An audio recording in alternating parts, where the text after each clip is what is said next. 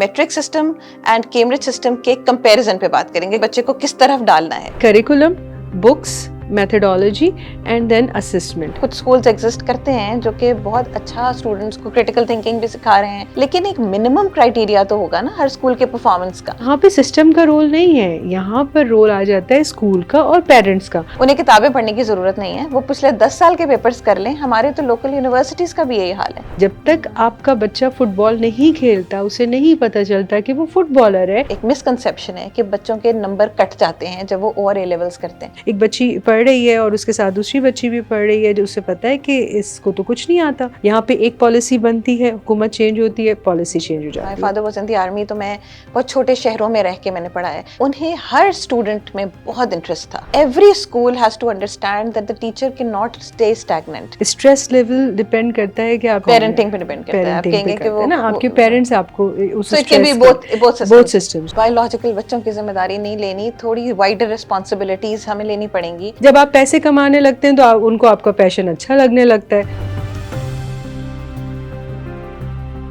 Assalamu alaikum. I am Dr. Tehniyat. Apart from MBBS, I am also an MPhil, and I am currently working as a researcher and senior lecturer at Dow University.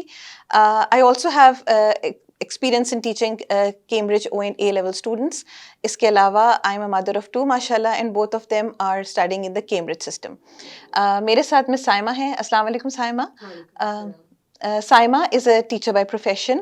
Saima ने school में भी पढ़ाया है, college में भी पढ़ाया है।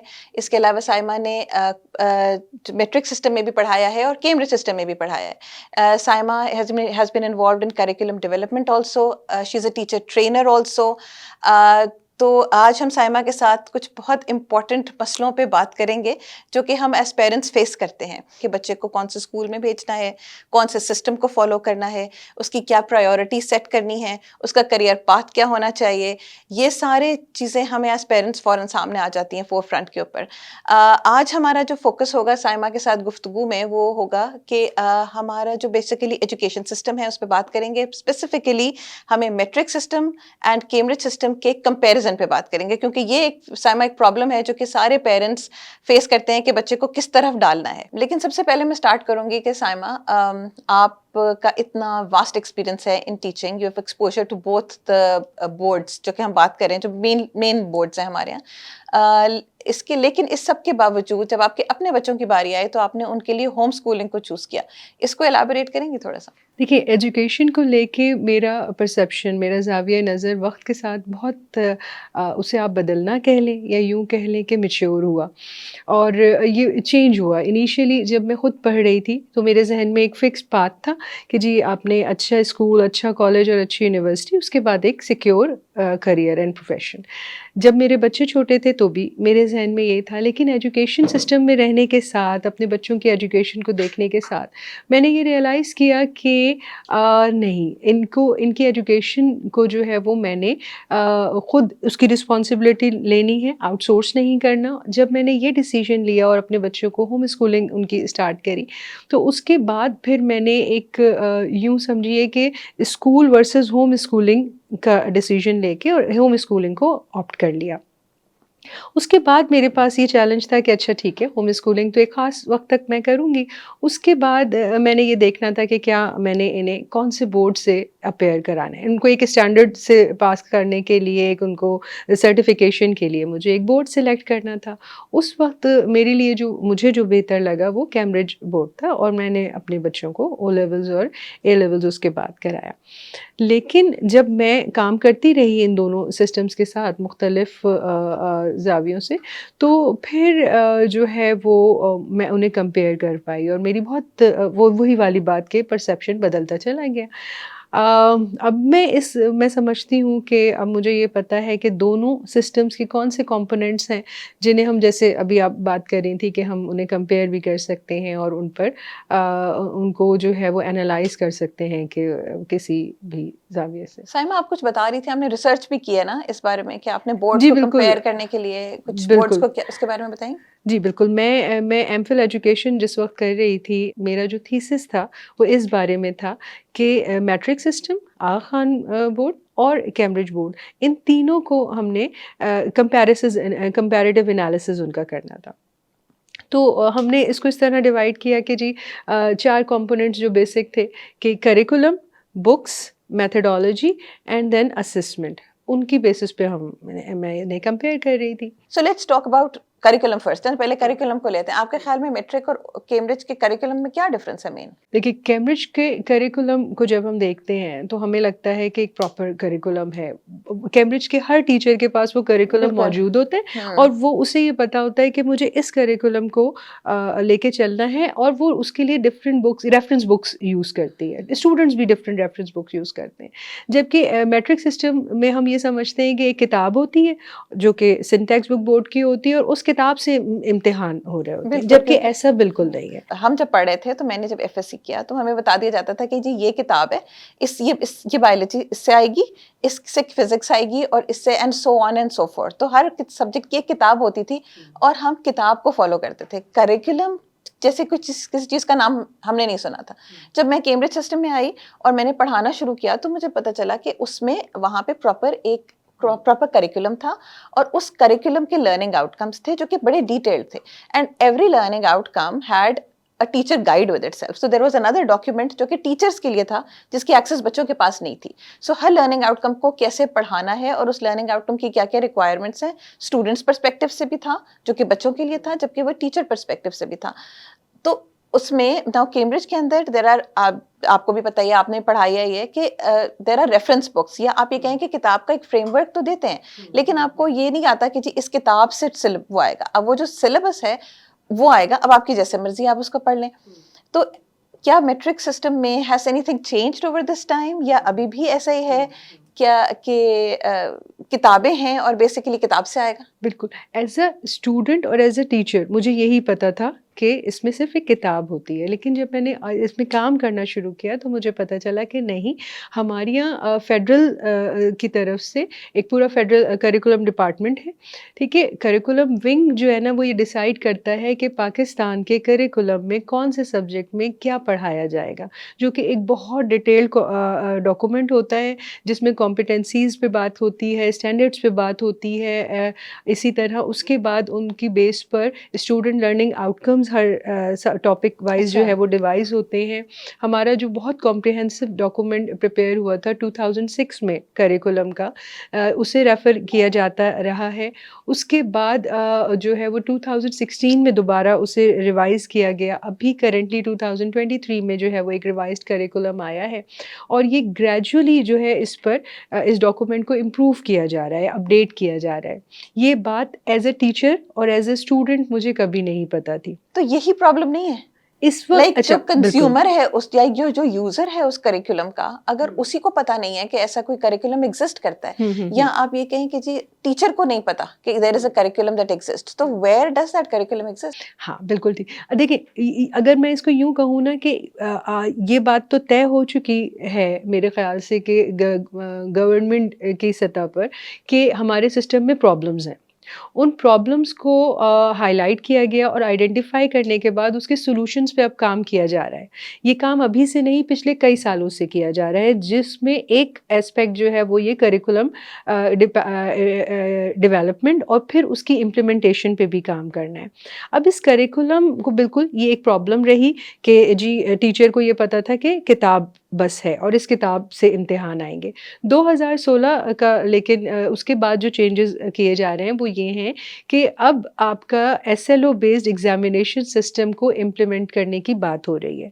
SLO based का मतलब है कि स्टूडेंट लर्निंग आउटकम्स होंगे जो कि टीचर वो के अभी पास करिकुलम में पहुँचेंगे। एग्जिस्ट नहीं करते? अब कर रहे हैं। अब आपके पास जो किताब आ रही है ना, 2016 के बाद एक बिल्कुल चेंज्ड बुक्स जो है वो डेवलप की गई। इन बुक्स में एसएलओज़ होते हैं और टीचर को ये कहा जाता है कि अब आपने उन एसएलओज़ को जो है ना वो एक्सप्लेन करना है।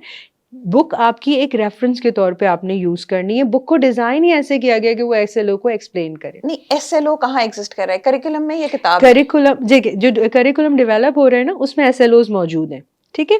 वही एसएलओज़ जो आपका बुक डेवलपमेंट का भी एक अलग डिपार्टमेंट है, जामशोरो में उसका हेड ऑफ़िस है। उनको वो जब बुक डेवलप कर रहे हैं 2016 के बाद, तो वो एसएलओ बेस्ड जो है वो बुक्स डेवलप कर रहे हैं। अब वही बुक्स जो है ना वो मार्केट में अवेलेबल हैं।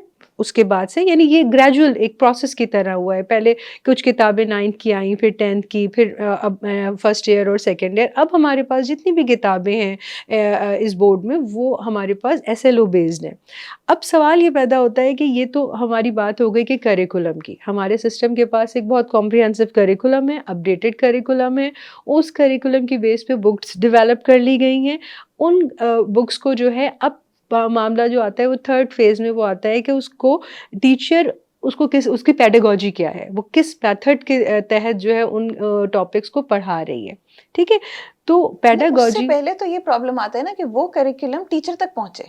हाँ, क्या वो करिकुलम वो टीचर्स तक पहुंच करिकुलम गया? इस तरह पहुंच गया है कि उस करिकुलम में SLOs हैं और वो SLOs प्रिंटेड फॉर्म में बुक्स में मौजूद हैं, तो वो तो फिर एक हद फाइनली तक हम वहां दोबारा पहुंच बुक पे गया। आ गए ना, लेकिन हाँ, लेकिन बुक में वो SLOs है ना, और टीचर से कहा जा रहा है कि अब जो इम्तिहान होगा वो SLOs पे बेस्ड करेगा। ठीक है, अच्छा, इसके लिए देखिए ट्रेनिंग्स हो रही हैं। तो why don't we just give that curriculum to the teachers, जो जैसे कि कैम्ब्रिज एक्चुअली लेता है। टीचर के पास वो करिकुलम अवेलेबल है वेबसाइट पे, जो टीचर भी चाहे वो वेबसाइट खोले और करिकुलम डाउनलोड कर ले, जो कि अपडेटेड है 2023 में। ठीक है, लेकिन टीचर को ये कौन बताएगा कि तुम वहाँ से करिकुलम डाउनलोड करो और फिर उस पर काम करो। तो इसलिए देखिए, जब अभी आपने बात की ना कि कराची में बैठ के हम इन दो सिस्टम्स की बात कर रहे हैं, बिल्कुल कराची में बैठ के हम, क्योंकि यहाँ पर ओ लेवल्स एक मेजॉरिटी आपको नज़र आता है, लेकिन जब आप सिंध की बात करेंगे, जब आप पाकिस्तान की बात बिल्कुल, करेंगे, तो तो बहुत डोमिनेंट हार्डली। सिस्टम जो है वो मैट्रिक सिस्टम ही है। ठीक है, ऐसा क्या कर रहे हैं ना, लेकिन हमें ये तो देखना है ना कि कैम्ब्रिज बोर्ड भी तो एक फॉरेन बोर्ड है। बिल्कुल। वो ऐसा क्या कर रहा है कि उसका हर teacher is aware of the curriculum, और उसके हाथ में वो करिकुलम है और वो उस करिकुलम के थ्रू बच्चों को पढ़ा रहा है। जबकि मैट्रिक बोर्ड के टीचर्स, आप कह रही हैं कि उनको कौन बताएगा, तो आपके ख्याल में ये कैम्ब्रिज बोर्ड में टीचर को कौन बता रहा है? देखिए, यहाँ मामला आ जाता है असेसमेंट पे। एग्जैक्टली, ठीक है ना, हाँ, ठीक है। देखिए हम आउटपुट ड्रिवन होते हैं हम सब ना, हम ये देखते हैं कि भाई जो आउटपुट हमें क्या चाहिए, उसकी बेस पे हम बैकवर्ड प्लानिंग करते हैं। जब एक असेसमेंट पेपर आपके जैसे कैम्ब्रिज में ओ लेवल में क्या होता है कि आपके 5 ईयर पेपर्स होते हैं।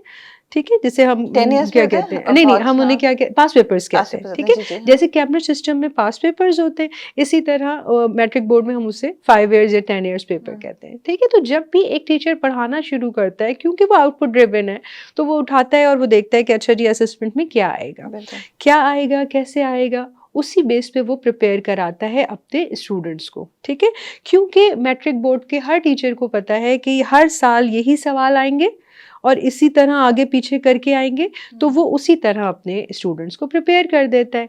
जब कैम्ब्रिज का एक टीचर 5 ईयर पेपर्स रेफर करता है, तो वो कहता है कि नहीं, सवाल तो हर बार मुख्तलिफ आ रहे हैं, लेकिन इसको प्रिपेयर करने के लिए ये सारे सवाल जो आ रहे हैं ना, वो मेरे पास वो जो लर्निंग आउटकम्स हैं वहाँ से आ रहे हैं, तो वो फिर बिल्कुल। उसको रेफर करता तो है, मतलब जो कि स्कूल उसे देता है। ठीक है, मैट्रिक सिस्टम में स्कूल जो है वो सिर्फ एक बुक हाथ में पकड़ाता है। अब जब और उसी से सवाल देता रहता है, उसी से बार बार सवाल बार बार। देता रहता है, भाई मैं एक टीचर हूँ, मुझे पता है कि इम्तिहान में ये आएगा, बिल्कुल, मैं हाँ। अपने बच्चे को ये प्रिपेयर कर देती हूँ। तो सारा जो, अगर आप वो कंपैरिजन की बात कर रही थी ना, तो मेरी स्टडी का जो मेन जहाँ पे प्रॉब्लम मुझे पता चली वो ये थी कि मेरी स्टडी में जो मेन इशू मैंने देखा वो ये था कि असेसमेंट सिस्टम जो है ना, वो ड्राइव कर रहा है पूरे सिस्टम को। बिल्कुल, हाँ। और जो मेन डिफरेंस है कैम्ब्रिज और मैट्रिक बोर्ड में, वो असेसमेंट वो सिस्टम का है। करिकुलम में नहीं है, ठीक है, वो सिस्टम करिकुलम में है। नहीं है। करिकुलम अगर आप उठाएंगे तो आपको लगेगा कि वो इंटरनेशनल स्टैंडर्ड्स को मीट कर रहे हैं। बुक्स उसी की बेस पे ड्राइव हुई हैं। बुक्स में भी, बुक्स की आप प्रिंटिंग को क्वेश्चन कर सकते हैं कि हाँ, वो उस पे वो हम आते हैं। तस्वीर बिल्कुल, लेकिन आप उसके कंटेंट पे बहुत ज़्यादा डिफरेंस नहीं है। इसी तरह टीचर, अगर हम पेडागोजी की बात करें कि टीचर कैसे पढ़ा रहे हैं, तो वो बेसिकली डिफरेंस वहाँ आता है स्कूल्स का। यानी एक अगर एलीट स्कूल है जो मैट्रिक सिस्टम को फॉलो कर रहा है, तो उसका टीचर भी जो है वो एक्टिविटी बेस्ड लर्निंग करा रहा है। जो मेजर डिफरेंस है वो है असेसमेंट में। आपका कैम्ब्रिज सिस्टम में जो असेसमेंट हो रहा है, उसमें वो आपसे आपकी अंडरस्टैंडिंग को टेस्ट कर रहा है, जबकि जो एक बहुत प्रीकंसीव नोशन आप इसे अब कह सकते हैं, क्योंकि मैट्रिक बोर्ड भी जो है वो अपने असेसमेंट पे काम कर रहा है, लेकिन हमें ये पता है कि वहाँ अभी तक भी रोड लर्निंग जो है वो एक बेस है जिस पे काम हो रहा है। तो वो वहाँ पे जो है ना, वो मेजर डिफरेंस आ जाता है। वहीं से जो है ना वो एक जैसे आप कहते हैं ना कि आउटपुट, जैसे अगर मैं आपसे पूछूं, आपने बताया कि आप जो है वो यूनिवर्सिटी के स्टूडेंट्स को पढ़ा रही हैं, आपके पास दोनों बोर्ड्स के या दोनों दोनों सिस्टम से स्टूडेंट्स आते हैं, तो उनमें आप क्या डिफरेंस फील करती हैं? स्टूडेंट मेरा ख्याल है इंटेलिजेंस में बच्चों की कोई इतना खास डिफरेंस नहीं है कि मैं कहूँ कि जी इंटेलेक्ट में डिफरेंस है। हमारा वो जिस सिस्टम से गुजर के आ रहे हैं वो बहुत डिफरेंट है। मैं उसके ऊपर आ रही हूँ। जैसे मुझे ऐसा लगता है कि जैसे जब मैं ओवर ओ ए लेवल सिस्टम से आए हुए बच्चों को और के मेट्रिक सिस्टम के आए हुए स्टूडेंट्स को देखती हूँ, तो जो मेट्रिक सिस्टम का स्टूडेंट है उसको लगता है कि अगर उसने पढ़ाई के अलावा कुछ किया तो उसका टाइम बहुत ज़ाया हो रहा है। Like he is very anxious about it कि मुझे अगर मैंने थोड़ा सा नहीं, ये मेरा टाइम वेस्ट हो रहा है। देख, जबकि जो ओवर ए लेवल स्टूडेंट्स आ रहे होते हैं ना, वो इतने ज़्यादा रोट लर्नर्स नहीं होते, इतने ज़्यादा उनका जैसे आप कहें कि बहुत ज़्यादा बस पढ़ाई पढ़ाई पढ़ाई सिर्फ उनके लिए नहीं होती। काफ़ी उसी टाइम में, टाइम फ्रेम तो सबके पास बराबर है, उसी टाइम फ्रेम के अंदर they tend to be more holistic, they tend to be more energetic about things. They want to achieve more. वो कर पाते हैं, नहीं कर पाते, हमारी यूनिवर्सिटीज उसको कितना सपोर्ट करती हैं, नहीं करती, वो एक अलग क्वेश्चन है, लेकिन एटलीस्ट उनके अंदर ये ड्राइव जरूर होती है। So basically I think I do agree with you in this कि मेरा नहीं ख्याल कि the main problem is curriculum. The main problem is number one, implementation of that curriculum. And why is there a difference in implementation of the curriculum? वही पाकिस्तान के ही teachers, हमारे पास कोई Cambridge system से पढ़ाने के लिए बाहर से टीचर्स तो नहीं आ रहे। टीचर्स तो हम वही अपने लोकल ही हैं, जबकि वही टीचर्स जो है ना उसी लोकल कम्युनिटी से निकल के मेट्रिक सिस्टम को पढ़ा रहे हैं। एक्सपेक्टेशंस का डिफरेंस है। एक टीचर का सर्वाइवल डिपेंड करता है उसके रिजल्ट पे, एक स्कूल का सर्वाइवल डिपेंड करता है उसके रिजल्ट पे। तो स्कूल जो है ना वो हमेशा रिजल्ट ड्रिवन होगा, हर जगह ऐसा ही होगा, आउटपुट ड्रिवन होते हैं चीज़ें। तो अगर स्कूल अच्छा रिजल्ट दे रहा है उसको और एडमिशन्स मिलेंगे। द थिंग इज कि वो स्कूल अच्छा रिजल्ट किस तरह दे पा रहा है, बस वो उसको फॉलो करेगा। कैम्ब्रिज सिस्टम के अंदर अगर वो एक किताब को रोट लर्निंग के थ्रू फॉलो करते हैं तो उनका स्टूडेंट अच्छा रिजल्ट नहीं दे पाएगा, वो उस तरह से ए स्टार्स नहीं ले पाएंगे, जबकि मेट्रिक में वो ले पाते हैं। सो पीछे से डजेंट मैटर कि आपके अंदर जो है ना वो आपके लर्निंग आउटकम्स के अंदर बेशक ऑल लेवल्स ऑफ लर्निंग हो, जैसे हम ब्लूम्स टैक्सोनॉमी के लेवल्स कहते हैं कि जी कुछ क्वेश्चंस हैं रिकॉल के, कुछ थिंकिंग के, कुछ क्रिटिकल थिंकिंग के, फिर प्रॉब्लम सॉल्विंग है, फिर उसके अलावा आप ये कहते हैं कि जी उसके अंदर क्रिएटिविटी है जिसके अंदर। तो बेशक आप करिकुलम में ये कितना भी डाल दें, अगर आप उसके हिसाब से उसको असेस नहीं करेंगे तो वो कभी भी इम्प्लीमेंट नहीं होगा। तो जब तक कि आपका करिकुलम ओरिएंटेड लर्निंग असेसमेंट नहीं आएगा, टीचर को उस डॉक्यूमेंट से कोई फर्क नहीं पड़ता कि वो एग्जिस्ट करता है या नहीं करता। टीचर को ये पता है मैंने ये चैप्टर पढ़ाना है, इसी चैप्टर से बार बार सवाल आने। इसके अलावा मेरा आपसे एक और भी बात, जैसे हम कहते हैं जी पास पेपर्स हैं, ठीक है, नाउ मेट्रिक सिस्टम का स्टूडेंट भी पास पेपर्स कर रहा है और कैम्ब्रिज सिस्टम का स्टूडेंट भी पास पेपर्स कर रहा है, लेकिन उसमें भी डिफरेंस एग्जिस्ट करता है। तो दोनों अगर एक ही काम कर रहे हैं तो आपके ख्याल में वो कैसे डिफरेंट है? एक मेट्रिक के बच्चे को जो पास पेपर प्रैक्टिस कराई जा रही है और एक कैम्ब्रिज के जो उसको पास पेपर प्रैक्टिस कराई जा रही है। बिल्कुल, देखिए आपने बात की ब्लूम्स टैक्सोनॉमी की, ठीक है? हमने वही अपनी रिसर्च में हमने ये किया कि हमने 5 ईयर पेपर्स उठाए मैट्रिक सिस्टम के और हमने उसको एनालाइज़ किया। तो उसमें जो मेजर पोर्शन था वो सिर्फ नॉलेज बेस्ड था, ठीक है? उसमें मतलब समझिए कि 60% नॉलेज बेस्ड है, रिकॉल वो भी मेनली। रिकॉल है, 20% उसमें अंडरस्टैंडिंग है और बहुत कम परसेंटेज उसमें एप्लीकेशन की है, ठीक है? ये चीज़ आइडेंटिफ़ाई कर ली गई। अब इसका जो सॉल्यूशन है वो ये है कि जैसे हम क्रिटिकल थिंकिंग को, क्रिएटिविटी को या अंडरस्टैंडिंग को एटलीस्ट ऐड करते जाएंगे अपने असेसमेंट में, तो टीचर उसे वैसे ही प्रिपेयर करेगा। यहाँ हमें ये देखना होगा कि जब आप ये बात कर रही हैं तो हम ज़्यादातर बात कर रहे हैं अपने सिटी की ना, हमें ये हमारी जो ओवरऑल सोसाइटी है ना उसमें बहुत पोलैरिटी है। उसमें पोलैरिटी इस तरह है कि यहाँ इसी कराची में आपके पास एक तो हम डिवाइड करेंगे कि ये जी गवर्नमेंट सेक्टर हो गया, उसके स्कूल्स हो गए, प्राइवेट सेक्टर हो गया। अच्छा जी, अब प्राइवेट सेक्टर में जो है ना ये एलीट स्कूल हो गया, ये एवरेज हो गया और ये बिलो एवरेज हो गया। अब यहाँ पर वो एस्पेक्ट आता है, इन सब के पास करिकुलम सेम है, इनके पास बुक्स भी सेम है, इनके असेसमेंट भी सेम है। यहाँ इनकी जो टीचर ट्रेनिंग है, पेडागॉजी है, इनकी जो इम्प्लीमेंटेशन है वो डिफरेंट है। एक ऐसा स्कूल जो ऑब्वियसली हाई फीस चार्ज कर रहा है, वो मैट्रिक बोर्ड को फॉलो कर रहा है या वो आगा खान बोर्ड को फॉलो कर रहा है, वो एक्टिविटी बेस्ड लर्निंग भी करा रहा है, उसका बच्चा अंग्रेज़ी भी अच्छी बोल रहा है, उनके यहाँ जो है वो उनके बच्चों में आपको कॉन्फिडेंस भी नज़र आ रहा है। तो this is not a question of system और board. Here the question raises कि वो ऐसा क्यों कर रहा है, क्योंकि वो एक हाई फीस चार्ज कर रहा है और उसका जो टीचर है वो ट्रेंड है और वो बच्चों को प्रिपेयर कर रहा है, preparing them for life as well, not only for the exams. लेकिन हमारा जो वो सेक्टर है जहाँ पर एक एवरेज स्कूल है या जो गवर्नमेंट स्कूल है, वो ये सब नहीं करा रहा और वो बच्चों को प्रिपेयर कर रहे हैं ओनली फॉर द एग्जाम्स कि तुम ये पढ़ लो, ये समझ लो, ये याद कर लो और ये पेपर्स कर लो। अब ये एक बहुत बड़ा सेक्टर है।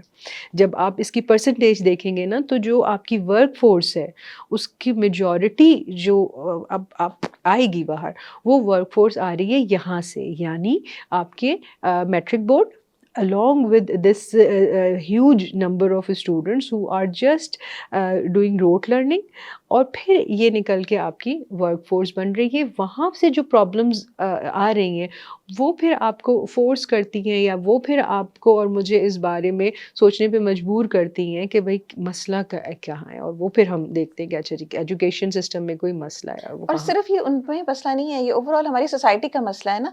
लाइक पेरेंट्स में भी मसला है। एक बहुत आम हम सुनते हैं कॉन्वर्सेशन की, जो कैम्ब्रिज के स्कूल हैं वो तो एक्टिविटी बेस्ड लर्निंग कराते हैं, पढ़ाते ही नहीं है ठीक से, खेल तमाशा ही लगा रहता है।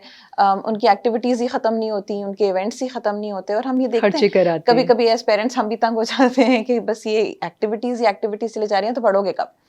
लेकिन जबकि एक्चुअली वो एक्चुअल एक्सपीरियंशियल लर्निंग बहुत ज़्यादा चल रही होती है। ऐसा नहीं है कि वो स्टूडेंट उस वक़्त लर्न नहीं कर रहा है या वो पढ़ नहीं रहा है, लेकिन एक्सेप्टेंस नहीं है, पेरेंट्स में एक्सेप्टेंस नहीं है इस पेरेंट्स चीज़ के लिए। ऐसे स्कूल्स बिल्कुल। अब आप रिसेंटली शायद ऐसा हमने ये सुना था कि जी जो मैट्रिक सिस्टम में ही हुआ कि शायद असेसमेंट के ऊपर कोई काम हुआ, बिल्कुल। कुछ पैटर्न ऑफ असेसमेंट चेंज हुआ और बहुत ज़्यादा इसके ऊपर प्रोटेस्ट्स हुए कि उन्होंने कहा कि जी जो हमारे बच्चे हैं उनसे तो वो क्वेश्चंस ही नहीं हुए, वो तो इतने ज़्यादा मुश्किल सवालात आने लगे, तो बच्चे कैसे करेंगे, और उसके ऊपर प्रोटेस्ट करने लगे। इसके बारे में आप क्या बताएंगी अच्छा, कुछ? ये जो आपने सवाल किया बहुत मज़े का है ये, क्योंकि मैंने फिर इसको देखा, मैं कंपेयर किया 5 ईयर पेपर्स निकाल के कि ऐसा क्या कर दिया था असेसमेंट, क्योंकि हम ये बात कर रहे थे बहुत सालों से कि हमारे असेसमेंट को बेहतर होने की ज़रूरत है और उसकी बेहतरी के लिए ये किया गया कि कुछ सवाल जो हैं वो हायर ऑर्डर थिंकिंग पे डेवलप कर दिए गए या कुछ एमसीक्यूज़ बढ़ा दिए गए। कोई बहुत बड़ा चेंज नहीं था, असल में कोई बहुत बड़ा चेंज नहीं था, लेकिन बच्चे उसको उस तरह देखिए, हमारे यहाँ बहुत बड़ा एक्सेप्टेंस मसला नहीं ये है है हम नहीं। एक्सेप्टेंस के अलावा कि हम पॉलिटिक्स को भी हर जैसे हम अपने माशरे के हर चीज़ में पॉलिटिक्स यूज़ करते हैं, तो बदकिस्मती से हम एजुकेशन में भी उसको इस्तेमाल करते हैं। तो देखा ये गया कि भाई अच्छा ये मसला हो गया तो उसको एक पॉलिटिकल इशू बना दिया गया। जब भी हम चेंज की बात करेंगे तो चेंज जो है वो उसमें थोड़ी-सी टर्बुलेंस होगी, मतलब कुछ हिलजुल होगी, कुछ मसला आएगा, है ना? ये नहीं हो सकता कि बहुत आसानी से जो है ना हम कहें कि ठीक है जी हमारे इतने सारे मसाइल थे सिस्टम में और हमने वन फाइन डे बैठ के इसको सॉल्व कर लिया है और अब हम इसको ऐसे कर लेते हैं। तो वो जो आपने लफ्ज़ इस्तेमाल किया ना बहुत अच्छा एक्सेप्टेंस का, कि हमारे यहाँ ये एक्सेप्टेंस ही नहीं है। मतलब मैं ये तो एक्सेप्ट कर लूँगी कि मैं अपने बच्चे को कैम्ब्रिज सिस्टम के बहुत मुश्किल इम्तिहान से गुज़ार दूँ, लेकिन अगर मेरा अपना सिस्टम जो है वो थोड़ा-सा डिफ़िकल्टी लेवल को इम्प्रूव करता है, तो मैं कहूँगी कि नहीं जी मेरे लिए, क्योंकि मैं वहाँ आवाज़ उठा सकती हूँ। लेकिन साइमा मैं क्योंकि आपसे कैम्ब्रिज में मैं आवाज़ नहीं उठा सकती, तो मैं कहती हूँ ठीक है, आप जो कर रहे हैं ना ठीक है। अच्छा, लेकिन Saima I just push back on this कि देखें, कभी-कभी हमारा भी तो मसला होता है ना। हम क्या करते हैं, हम चेंज को टू एब्रप्टली लाने की कोशिश करते हैं। हाँ, आप ये हम कह सकती हैं। किसी लोगों को प्रिपेयर होने का टाइम ही नहीं देते। कैम्ब्रिज क्या करता है, कैम्ब्रिज ने जब करिकुलम चेंज करना होता है तो कम से कम 5 इयर्स पहले, मिनिमम 5 इयर्स पहले वो ये बता देते हैं कि इस साल में जाके करिकुलम चेंज होगा।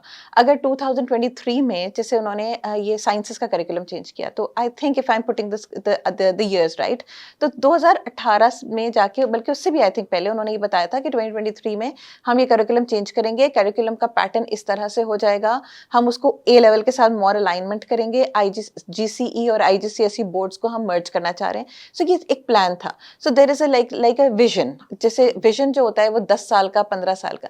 अगर अभी आपने एक स्टूडेंट है, वो बेचारा हमेशा से एक खास पैटर्न पे पढ़ता रहा है, आपको पता है टीचर्स भी हमारे किस तरह के पढ़ाते रहे, आपको हम ये भी पता है हमारी टीचर ट्रेनिंग का क्या हालात है, टीचर्स की क्या कैपेबिलिटीज हैं कि वो स्टूडेंट्स को कैसे पढ़ा सके।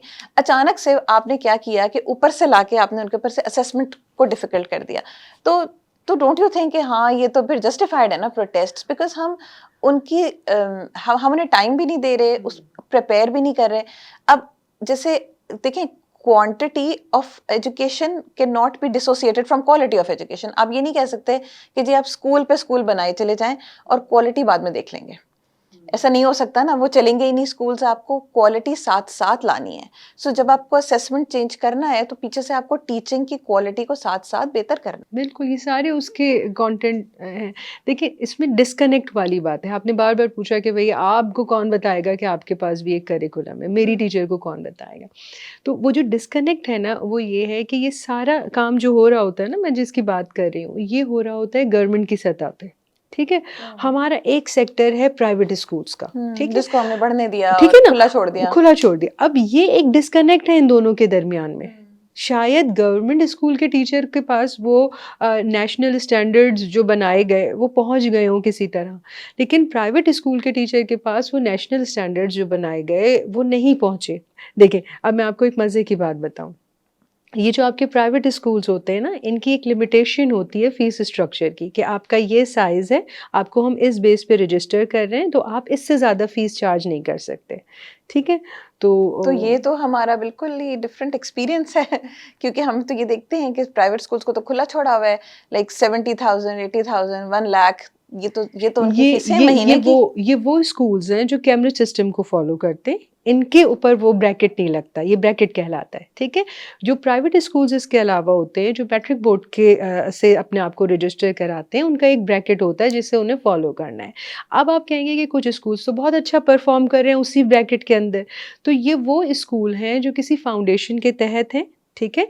और वो फाउंडेशन उन्हें फ्यूल करती है with respect to resources, with respect to money, ठीक है? लेकिन एक जो एवरेज स्कूल है जो प्राइवेट सिस्टम से चल रहा है और उसे उस ब्रैकेट को फॉलो करना है फीस स्ट्रक्चर के, तो उसके लिए ये एक चैलेंज है कि वो एक ट्रेंड और एक्सपीरियंस टीचर कैसे हायर करेगा, क्योंकि उसे फीस के एक ब्रैकेट को फॉलो करना है। मिसाल के तौर पर एक बहुत छोटा सा स्कूल है और उसके लिए ये ब्रैकेट है कि उसने 3000 से ऊपर फीस नहीं लेनी।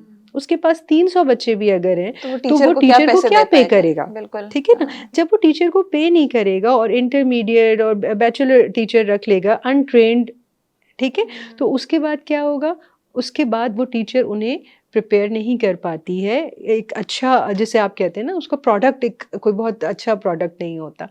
तो ये प्रॉब्लम एग्ज़िस्ट ज़ाहिर है, करती और है। जो ज़्यादा जितने मतलब लाइक मतलब जितने अच्छे लोग होंगे, वो जिनको कैम्ब्रिज स्कूल्स हाथों हाथ लेंगे, वो डेफिनेटली उसी तरफ जाएंगे बिकॉज वहाँ पे बिल्कुल, वो रिटर्न ज़्यादा वो है। रिटर्न और in that's terms of natural, आप मनी। उन्हें इस बारे में आप उन्हें ब्लेम भी नहीं कर सकते उन बिल्कुल, टीचर्स को कि भाई बिल्कुल। आप हाँ, हमारे लोकल बोर्ड्स को क्यों नहीं और पढ़ा रहे, हमारे तो पास वो डेफिनेटली स्कूल्स जो हैं जो फाउंडेशन चला रही होती हैं, वहाँ पर क्या होता है एक लिमिटेड सीट्स होती हैं। वहाँ पे आप सुनते हैं कि भई रात से जो है ना लाइन लग गई थी एडमिशन फॉर्म्स जब डिस्ट्रीब्यूट होने थे, वहाँ पे ये मसला आता है कि कुछ 100 सीटें हैं और कुछ हज़ार फॉर्म्स जो हैं वो जमा हुए हैं। अब वहाँ एक लिमिटेड नंबर ऑफ तो स्टूडेंट्स को हाँ, जगह मिलेगी, बाकी सब फिर कहाँ जाएँगे? प्राइवेट स्कूल्स की तरफ जाएँगे। प्राइवेट स्कूल्स अगर वो अच्छे होंगे तो वो फिर प्रिपेयर करते हैं तो आप यानी कि उन्हें। ये कह रही हैं कि स्कूल के ऊपर ज़्यादा डिपेंड करता है सिस्टम से ज़्यादा, लाइक कुछ सिस्टम लाइक मैट्रिक सिस्टम में ही कुछ स्कूल्स एग्जिस्ट करते हैं जो कि बहुत अच्छा स्टूडेंट्स को क्रिटिकल थिंकिंग भी सिखा रहे हैं, जो उनको एक्टिविटी बेस्ड लर्निंग भी करा रहे हैं, जिनके बच्चों की लैंग्वेज डेवलपमेंट भी अच्छी है, there happy happy there. So लेकिन हम बात ये ना कि ये this wouldn't be sustainable, because इस बिल्कुल। तरह तो आपने स्कूलों पे छोड़ दिया, बिकॉज फाइनली तो it has to come through a proper system जहाँ पे इसकी इम्प्लीमेंटेशन इंश्योर की जाए, एटलीस्ट मिनिमम इम्प्लीमेंटेशन इंश्योर की जाए। ऐसा तो हमेशा होता है, पूरी दुनिया में होगा, होगा, some schools will be better than the others. हम्म। तो जो जितने महंगे स्कूल होंगे वो ज़्यादा अच्छे होंगे, ये हर जगह होता है, लेकिन एक मिनिमम क्राइटेरिया तो होगा ना हर स्कूल के परफॉर्मेंस का। हमारा तो मसला ये है कि जो हम मतलब लाइक बहुत सारे हमारे जो स्कूल्स हैं वो उस मिनिमम क्राइटेरिया के ऊपर भी पूरे नहीं उतर रहे। बिल्कुल जिसे हम कहते हैं ना मशरूम लेकिन ग्रोथ है इन प्राइवेट स्कूल्स की। हाँ, तो और हमने उनको फिर खुला छोड़ दिया और हमने कहा है कि जी हमने मैट्रिक पे कैप तो लगा दी है मैट्रिक वाले स्कूल्स पे, जबकि कैम्ब्रिज स्कूल्स के ऊपर हम कोई कैप नहीं लगा रहे हैं। लेकिन इस बारे में आप बताइए, आपका क्या ख्याल है कि जो कहते हैं कि जी कैम्ब्रिज जो है वो बिल्कुल ही एक्टिविटी बेस्ड लर्निंग कराते हैं और मैट्रिक होना सिस्टम ये में है नहीं ना, होता? होना ही देखिए, मैट्रिक बिल्कुल क्यों इसमें ऐसा नहीं होता कि उनके करिकुलम में क्या एक्टिविटीज नहीं है, क्या एक्सपीरियंशियल लर्निंग नहीं है? आपने करिकुलम डिजाइनिंग में काम किया है? मैं आपको बताऊं, मैट्रिक के जो इंग्लिश का जो करिकुलम है ना, उसमें ये मैंडेटरी है कि आप अब स्टूडेंट्स को चेस खेलना सिखाएं। आपने कभी किसी स्कूल में सुना है कि जी ये करिकुलम में, लेकिन ये लिखा हुआ है कि मैट्रिक तो के मसला बच्चे को आप चेस खेलना इम्प्लीमेंटेशन, सिखाएंगे। हाँ, लेकिन ठीक है इम्प्लीमेंट ना, करने कितना वाला कौन? इम्पोर्टेंट एस्पेक्ट है चेस से, आपको कितनी आपकी क्रिटिकल थिंकिंग और डिसीजन मेकिंग और ये सब चीज़ें हैं ना करिकुलम में मौजूद हैं। लेकिन आप मुझे ये बताएं कि मैं एक इस छोटा सा स्कूल चला रही हूँ, मेरे पास तो कोई ऐसा टीचर ही नहीं है जिसे खुद चेस खेलना आता हो, तो तो मैं फिर तो कैसे बात आ अपने गई बच्चों टीचर को ट्रेनिंग के सिखाऊंगी? ऊपर, नहीं, बात आ गई हाँ, असेसमेंट के ऊपर। असेसमेंट। हाँ, अगर तो शायद चेस का कोई असेसमेंट का कोई क्वेश्चन आए मेरे पास एग्ज़ाम में, तो फिर मैं क्या करूँगी कि मैं कोई ऐसा शख्स ढूँढूँगी जो वो मेरे स्टूडेंट्स को चेस सिखाए, ताकि वो उसमें प्रिपेयर हों। तो एक जैसे हम इस बात को डिस्कस कर रहे थे कि आउटपुट ड्रिवन हम हैं, हमने बार अपना बहुत नीचे रखा हुआ है। देखिए, आपको जो एक बहुत मेजर डिफरेंस मुझे नज़र आता है ना कैम्ब्रिज में और मैट्रिक सिस्टम में, वो बार का है।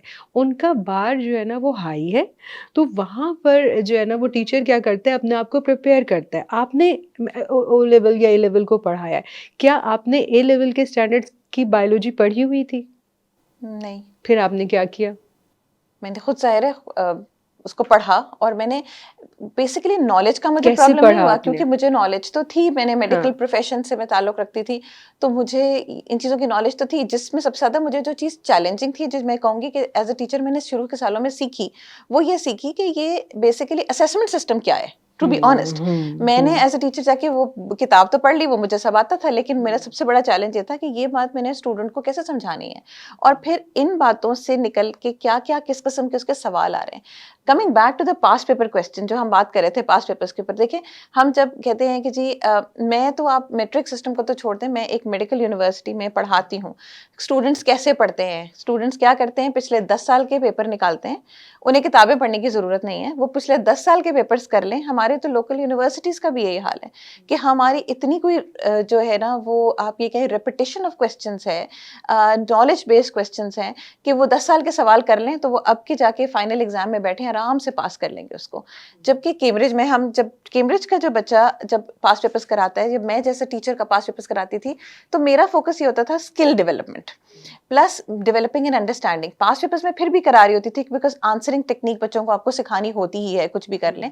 वो बिल्कुल ही एक जो है ना वो जाके बस रिप्रोड्यूस नहीं कर सकते इवन अगर उन्हें आता हो वो, लेकिन उसके अंदर सवाल उस तरह रिपीट नहीं हो रहा जैसे कि मैट्रिक सिस्टम में बार बार एक ही सवाल बार बार आ रहा है। तो अगर आप ये अपने आप को, मेरा ख्याल है हम इस तरह असेस करें कि अगर सिर्फ 10 साल के पेपर करा के एक स्टूडेंट जाता है और आपका पेपर को आराम से पास कर लेता है, I think that's a failure. आगे ऐसा क्यों है, इसका मतलब क्या है कि क्या हमें सवाल बनाने नहीं आते? क्या जो वेस्ट है वो हमसे ज़्यादा क्रिएटिव है, वो सवाल बना लेता है, हमसे नहीं बनते? या हम इस चीज़ को इम्पोर्टेंस ही नहीं दे रहे कि हम ऐसे सवाल बना सकें जो हर दफ़ा डिफरेंट हो।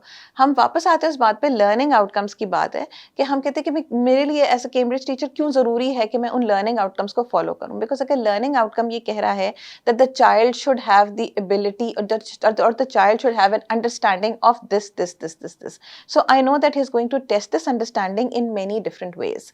सो मैं जब पढ़ाती थी तो मैं अपने स्टूडेंट्स से ये कहा करती थी कि बच्चों का एक रिस्पॉन्स होता है कि सबसे पहले एक सवाल आया, उन्होंने देखा, उन्होंने कहा ये वाला ऑर्गेनिज्म ये तो हमने पढ़ा ही नहीं है। तो I used to tell them कि वो ऑर्गेनिज्म डिफरेंट है, वो तुमने नहीं पढ़ा, लेकिन उसके से रिलेटेड जो उन्होंने सवाल किए हैं ना, वो तुम्हारे लर्निंग आउटकम से आए हैं, वो तुमने पढ़े हुए हैं। So what they do is that they would एक डिफरेंट तरह का नया ऑर्गेनिज्म दे देंगे जो उनके करिकुलम में नहीं है, लेकिन उससे कोई नई बात नहीं पूछेंगे। उससे फॉर एग्जांपल मैं बायोलॉजी के एग्जांपल दूं तो उससे डिफरेंट सिस्टम्स के बारे में सवाल करेंगे कि उस ऑर्गेनिज्म का हार्ट ऐसे ऑपरेट करता है, तो अकॉर्डिंग टू योर लर्निंग आप कैसे, आपका आपका क्या ख्याल है कि इसकी ये वाली चीज कैसे ऑपरेट करेगी। सो बेसिकली वो सिर्फ उसकी अंडरस्टैंडिंग चेक कर रहे हैं on a new, that's application of knowledge. तो वो चूंकि हमें नहीं मिलती एप्लीकेशन ऑफ नॉलेज, तो उसको जरूरत ही नहीं है स्टूडेंट को प्रिपेयर होने की। कि वो प्रिपेयर करे। तो फिर देखिए, आपने बात की मिसकॉन्सेप्शन की। मुझे एक मिसकॉन्सेप्शन ये पता है कि हमारे यहाँ ये समझा जाता है कि कैम्ब्रिज में जो सवाल आते हैं वो बहुत घुमा-फिरा के आते हैं, बहुत मुश्किल होते हैं और बच्चे के लिए बड़ा मुश्किल होता है ऐसे सवालों के जवाब देना। और बल्कि जबकि ये भी होता है ना कि उनके तो कोई सही आंसर ही नहीं होता, पता नहीं हाँ, जो दिल चाहता है मुख्तलिफ उनका वो उस हाँ, आंसर को हाँ। ठीक कर ऐसा देते हैं, जो कुछ उसे भी बुरा नहीं, लगता है ऐसा ऐसा नहीं है। कुछ भी हाँ। नहीं है। देखिए, यहाँ पे जो सवाल जैसे ये एक डिस्कनेक्ट है। मैं मदर हूँ, मैंने मैट्रिक सिस्टम से पढ़ा है, मैं अपने बच्चे को पढ़ा रही हूँ ओ लेवल में। जो आम तौर पर मुझे जो सुनने मिल रहा है, अच्छा ये इन खातून ने ये कह दिया, उस बच्चे ने ये कह दिया, और वहाँ से मैंने एक परसेप्शन डेवलप कर लिया और अब मैं उस परसेप्शन को शेयर कर रही हूँ अपने आस-पास और बहुत सारी मदर्स के साथ। तो यूँ समझ लीजिए कि इस पॉडकास्ट का शायद एक मकसद ये भी है कि आपको वो जो मदर्स का आपस में बात करके परसेप्शन बना है, हम उसको थोड़ा-सा चेंज करना चाह रहे हैं। ऐसा बिल्कुल भी नहीं है। जो सवाल आते हैं कैम्ब्रिज सिस्टम में, वो बिल्कुल बेस्ड करते हैं उनके आउटकम्स पर, और उनके एक ही जवाब होता है, उनका जिसे मार्किंग स्कीम मुख्तलिफ में तरह जवाब होता से है। और कभी ऐसा भी बिल्कुल, होता है ऐसा नहीं कैम्ब्रिज है। में थोड़ी सी बिल्कुल। फ्लेक्सिबिलिटी इस तरह होती है कि जब आप अगर उनके मार्किंग स्कीम्स देखें तो उसके अंदर AW लिखा होता है, which means alternate words. So they allow the whoever is checking the paper, they allow him to interpret कि जी अगर इस बच्चे ने यही बात किसी और अल्फाज में लिखी है तो आप उसको एक्सेप्ट करते हैं। एक और तरह का सवाल आता है कैम्ब्रिज में जो हायर लेवल होता है, वो होता है सजेस्ट, जो जिन सवालों से पहले लिखा होता है सजेस्ट। सो उसमें स्टूडेंट की अपनी क्रिएटिव थिंकिंग के हिसाब से वो कुछ सवालों के आंसर्स को सजेस्ट कर सकता है। उसमें भी मार्किंग स्कीम के अंदर एक सेट क्राइटेरिया होता है, उसमें बहुत सारी ऑप्शंस होती हैं कि ऑल पॉसिबल ऑप्शंस उन्होंने दी हुई होती हैं कि स्टूडेंट ये सजेस्ट कर सकता है, तो आप उसको मार्क देते हैं।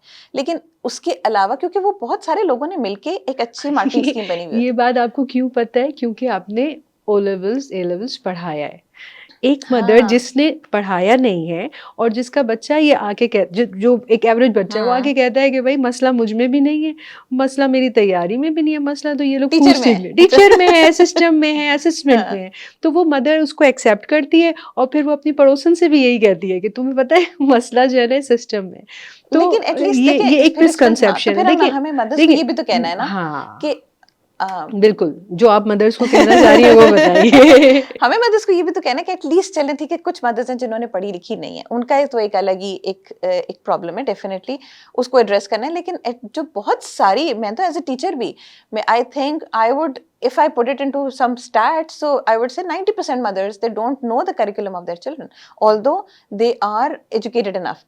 मुझे फिजिक्स नहीं आती, लेकिन मैं अपनी बच्चे के साथ बैठ के उसके लर्निंग आउटकम्स को पढ़ के उसको ये बता सकती हूँ कि बेटा तुम्हारा ये सवाल है, ये क्वेश्चंस हैं, उसके साथ ये मार्किंग स्कीम है, not just marking scheme, mother मसरूफ एग्जामिनर्स, है। मदर मसरूफ, बिल्कुल, एग्जामिनर्स रिपोर्ट भी है, लेकिन इसके लिए आपको वक्त देना है उसको। मसला ये है कि इसके लिए हम ये कहेंगे कि ठीक है, जो पेरेंट्स पढ़े लिखे नहीं हैं वो तो एक अलग प्रॉब्लम है, उसको तो जाहिर है मैं नहीं ले रही, लेकिन बहुत सारे, मैं तो बल्कि एज अ टीचर भी, if I put it into some numbers, I would say 90% parents they don't know कि उनके बच्चे का करिकुलम क्या है, जबकि घर से ही पढ़े लिखे पेरेंट्स 2-3 सब्जेक्ट्स के तो एक्सपर्ट बन सकते हैं, एटलीस्ट ओ लेवल के लेवल तक तो हम सब ने पढ़ा ही है ना, इतना कोई खास फर्क नहीं है। अगर आपने मैट्रिक सिस्टम से, ज़्यादातर पेरेंट्स ने पढ़ा है, हम मैट्रिक सिस्टम की प्रोडक्ट हैं, लेकिन अगर आप अपने बच्चे के साथ शुरू से इन्वॉल्व रहेंगे ना, तो आप उसके करिकुलम के साथ साथ डेवलप करेंगे। हाँ, बिल्कुल। कितनी सारी चीज़ें हैं जो हम अब सीखते हैं, हमने उस वक्त अपने सिस्टम में नहीं सीखी, लेकिन विद आवर किड्स हम वो चीज़ें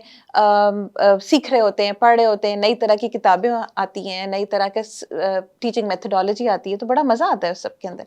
तो पेरेंट्स को खुद भी ये बात नहीं पता कि एक क्वेश्चन पेपर है, उसके साथ एक मार्किंग स्कीम है, ना सिर्फ एक मार्किंग स्कीम है, इजीली अवेलेबल है। सब कुछ ऑनलाइन अवेलेबल है, इट्स ऑल फ्री, मतलब like there are multiple websites जिनके ऊपर सारे के सारे आपको 10 साल के, ना सिर्फ ये बल्कि एग्जामिनर्स रिपोर्ट्स अवेलेबल हैं।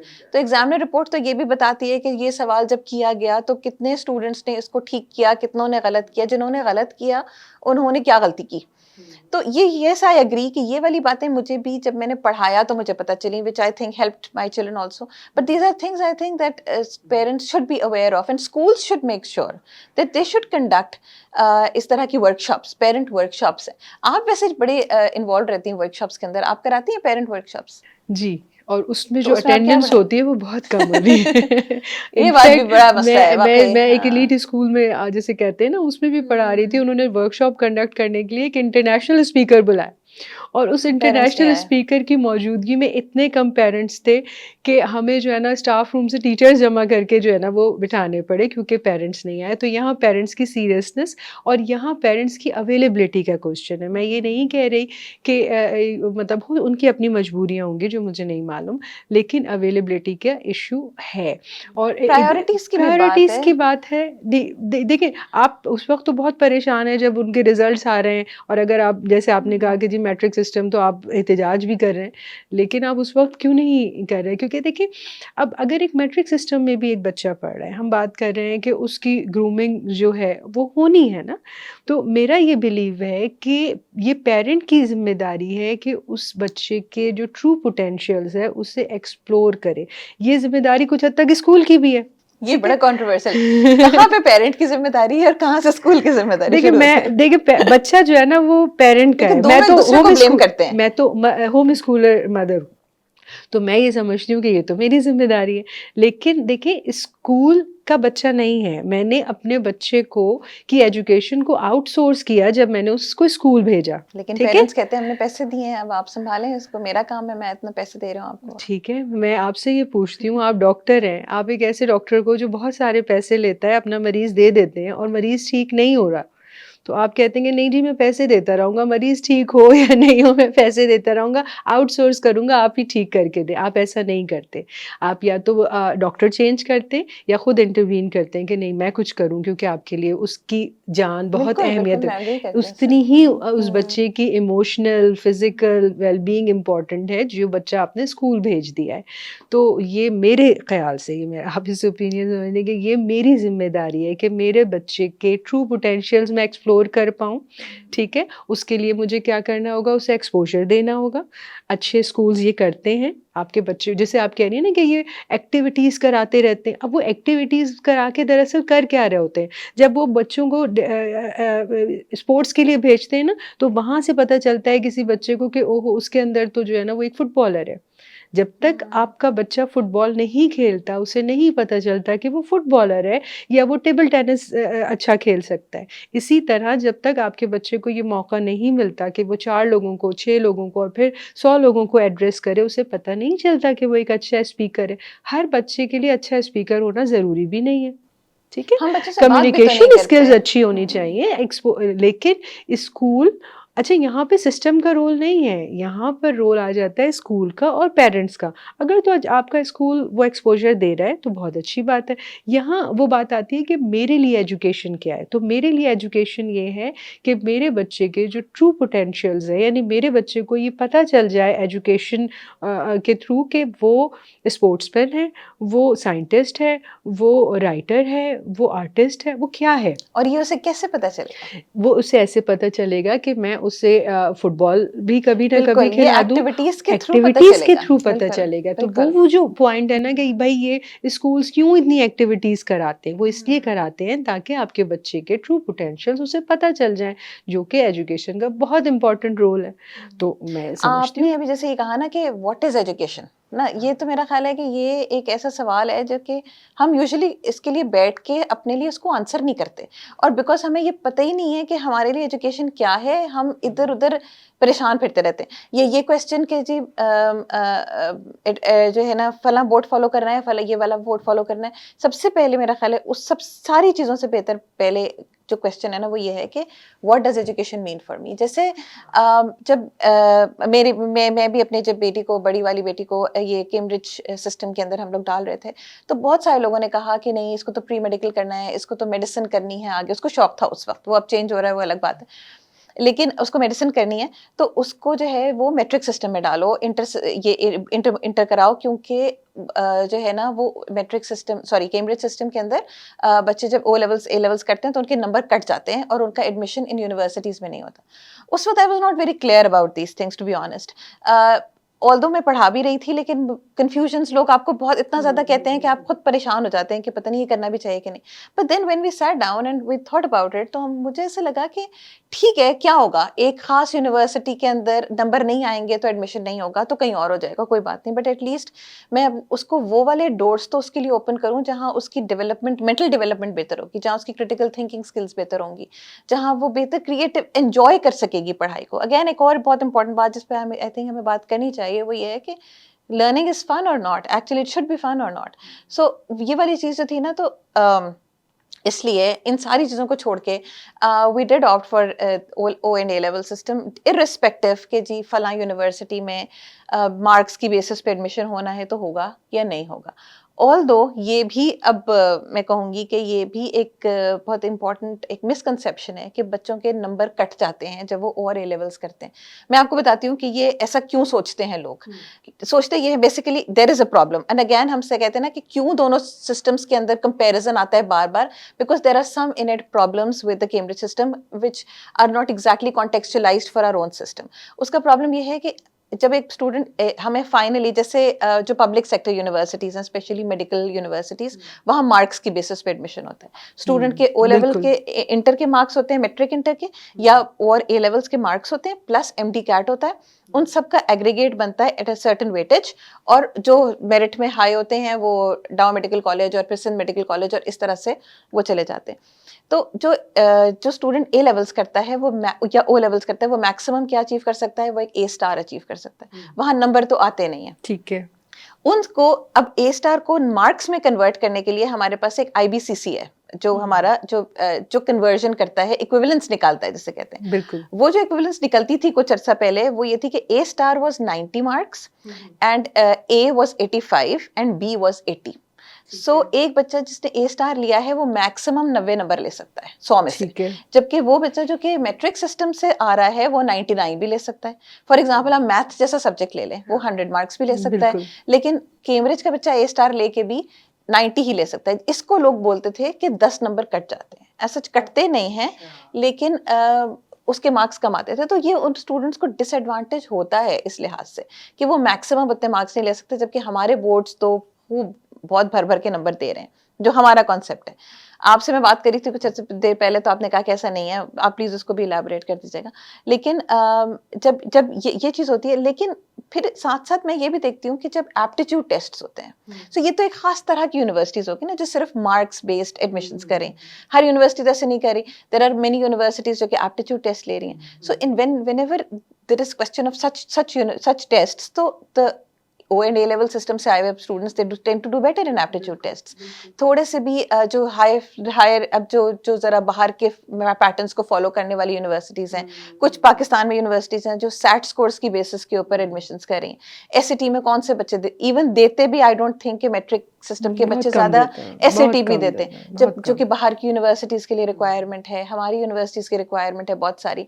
तो जब वो उसमें करते हैं तो इस सारे जहाँ थोड़ी सी भी जरा हायर लेवल थिंकिंग आ जाती है, वहाँ पे ओवर ए लेवल स्टूडेंट्स बेहतर करते डिसएडवांटेज हैं। होता है, सो बिल्कुल। उन्हें उन्हें एज मिल एडवांटेज जाता है, होता है और और मैट्रिक और मैट्रिक वालों को बोर्ड को बहुत डिसएडवांटेज होता डिसएडवांटेज है, होता है। बिल्कुल। चलिए हम अब आते हैं एक कुछ जैसे हम कहते हैं ना कि डिफ़िकल्ट टू टॉक अबाउट वाले एरियाज़, वो है असेसमेंट। जब हम कंपेयर करते हैं ना दोनों सिस्टम्स को, तो वहाँ जो एक हमने बार-बार हम कह रहे हैं कि जी असेसमेंट ड्रिवन है, तो असेसमेंट में प्रॉब्लम है। असेसमेंट में वो प्रॉब्लम्स जो कि आसानी से हाईलाइट हो सकती थी, हमने कर ली कि जी जो है वो नॉलेज बेस ज़्यादा है, रिपीटिशन ऑफ क्वेश्चंस है, ये है। इससे बहुत बड़ा मसला जो हमारे मैट्रिक और इंटर बोर्ड्स का है वो है करप्शन। हमें हमारे बच्चों को, हमारे पेरेंट्स को, हमारे टीचर्स को, हमारे स्कूल्स को, सबको ये पता है कि बोर्ड जो है वो फेयर टेस्टिंग या फेयर मार्किंग नहीं कर पा रहा। उसके बहुत सारे रीज़न्स हैं। जब आपको ये पता होता है कि ये फेयर नहीं है, तो फिर आपका मोटिवेशन लेवल बहुत लो हो जाता है। मैं स्टूडेंट्स की बात कर रही हूँ, ठीक है। अब वो फेयर क्यों नहीं है? क्योंकि इसमें बहुत सारे मनी मेकिंग इन्वॉल्व है। जब मैं बहुत सारी कह रही हूँ तो ये फिगर्स बहुत ज़्यादा हैं, ठीक है ना? तो इसमें बहुत सारे लोगों के लिए जो है वो मनी मेकिंग इन्वॉल्व है, जिसकी वजह से वो सिस्टम फेयर नहीं है। जब ये सिस्टम फेयर नहीं है और स्टूडेंट को ये पता है कि क्योंकि वो सब साथ पढ़ रहे हैं ना एक ही स्कूल में, अब ये स्कूल इर्रिस्पेक्टिव कि वो छोटा स्कूल है, बड़ा स्कूल है, कैसा स्कूल है, वो साथ पढ़ रहे हैं और उन्हें पता है। मैं एक फॉर एग्जांपल एक बच्ची पढ़ रही है और उसके साथ दूसरी बच्ची भी पढ़ रही है, जो उसे पता है कि इसको तो कुछ नहीं आता और मैंने तो पूरे साल मेहनत की है, और जब रिज़ल्ट आया तो इसके 89% आ गए और मेरे 82% आए। तो उसे पता है कि ये 89% फेयर असेसमेंट पे नहीं आ सकते।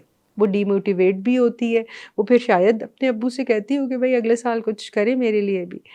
तो ये एक डार्क साइड है हमारे असेसमेंट सिस्टम की, जो जिसको बेहतर करने के लिए काम शुरू हो चुका है गवर्नमेंट लेवल पर। और मतलब ऐसा नहीं है कि इस प्रॉब्लम को एड्रेस नहीं किया जा रहा है, हाँ वो बहुत स्लो प्रोसेस हो रहा है, या वो अभी तक हम अचीव नहीं कर पा रहे हैं उसमें कोई बहुत इम्पैक्टफुल प्रोग्रेस, लेकिन उसके लिए काम हो रहा है। ये एक प्रॉब्लम है।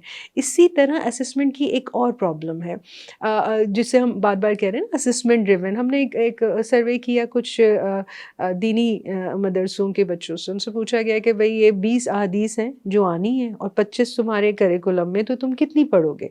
उसने कहा कि वो 20 जो इम्तिहान में आनी है, वो 5 नहीं पढ़ेंगे जो कि नहीं आनी। तो हमारा माइंडसेट ऐसे डेवलप हो गया है कि हमने वो पढ़ना है जो इम्तिहान में आना है, ठीक है? और ये हर सतह पर है, ठीक है? अभी जैसे इस साल जो है वो सिलेबस रिड्यूस कर दिया गया क्योंकि कुछ टाइम फ्रेम चेंज किया गया।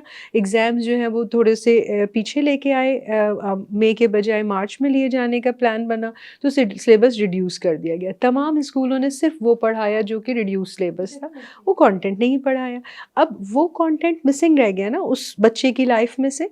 तो इस तरह के जो इश्यूज़ हैं मैट्रिक सिस्टम के साथ, जिसमें मैंने आपको 2 हाइलाइट किए, एक अनफेयर असेसमेंट सिस्टम, और दूसरा ये कि जितना सिलेबस एग्ज़ाम में आना है, जो चीज़ एग्ज़ाम में आनी है सिर्फ वो प्रिपेयर करनी है, वो उस बच्चे की लाइफ से रह गई। यहाँ पे रोल आता है पेरेंटिंग का। यानी मैं एज़ अ पेरेंट, अगर मेरा बच्चा मैट्रिक सिस्टम में पढ़ रहा है और मुझे ये सब कुछ पता है जो कि अभी मैंने आपसे शेयर किया, तो फिर मेरी ये ज़िम्मेदारी है कि मैं उसको रिड्यूस सिलेबस पर इक्तफ़ा ना करने दूँ, बल्कि मैं उससे पूरा सिलेबस डिस्कस करूँ। चाहे आपने कहा कि कुछ पेरेंट्स जो हैं वो लिटरेट भी नहीं होते। ये देखिए वाले पेरेंट्स जो डिस्कस कर सकते हैं, लेकिन साहब क्या फ्रैक्शन ऑफ आवर पॉपुलेशन है?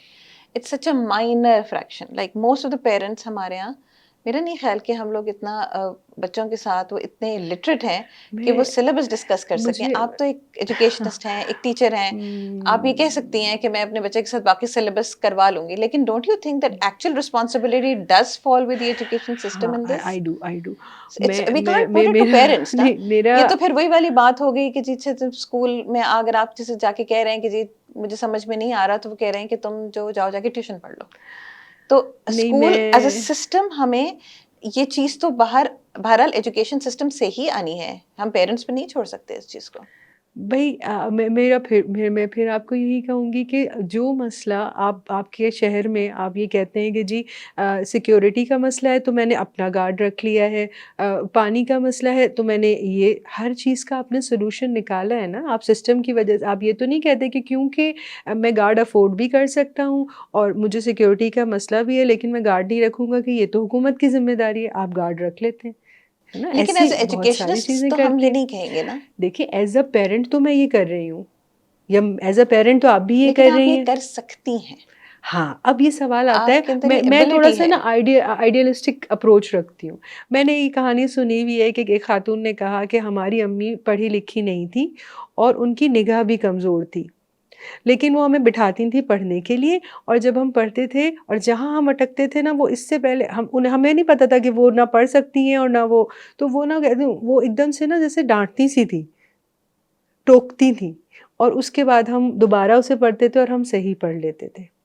देखिए माँ या बाप दोनों की ये जब वो ये ज़िम्मेदारी लेते हैं ना, आउटसोर्स नहीं करते, तो फिर तमाम बैरियर्स को वो क्रॉस करते हैं और फिर वो अपने आप को प्रिपेयर करते हैं। मेरा कहना ये है कि मेरा टीचर और मेरे पेरेंट्स वो इसलिए अपने आप को प्रिपेयर नहीं कर रहे क्योंकि वो नीड फ़ील नहीं कर रहे।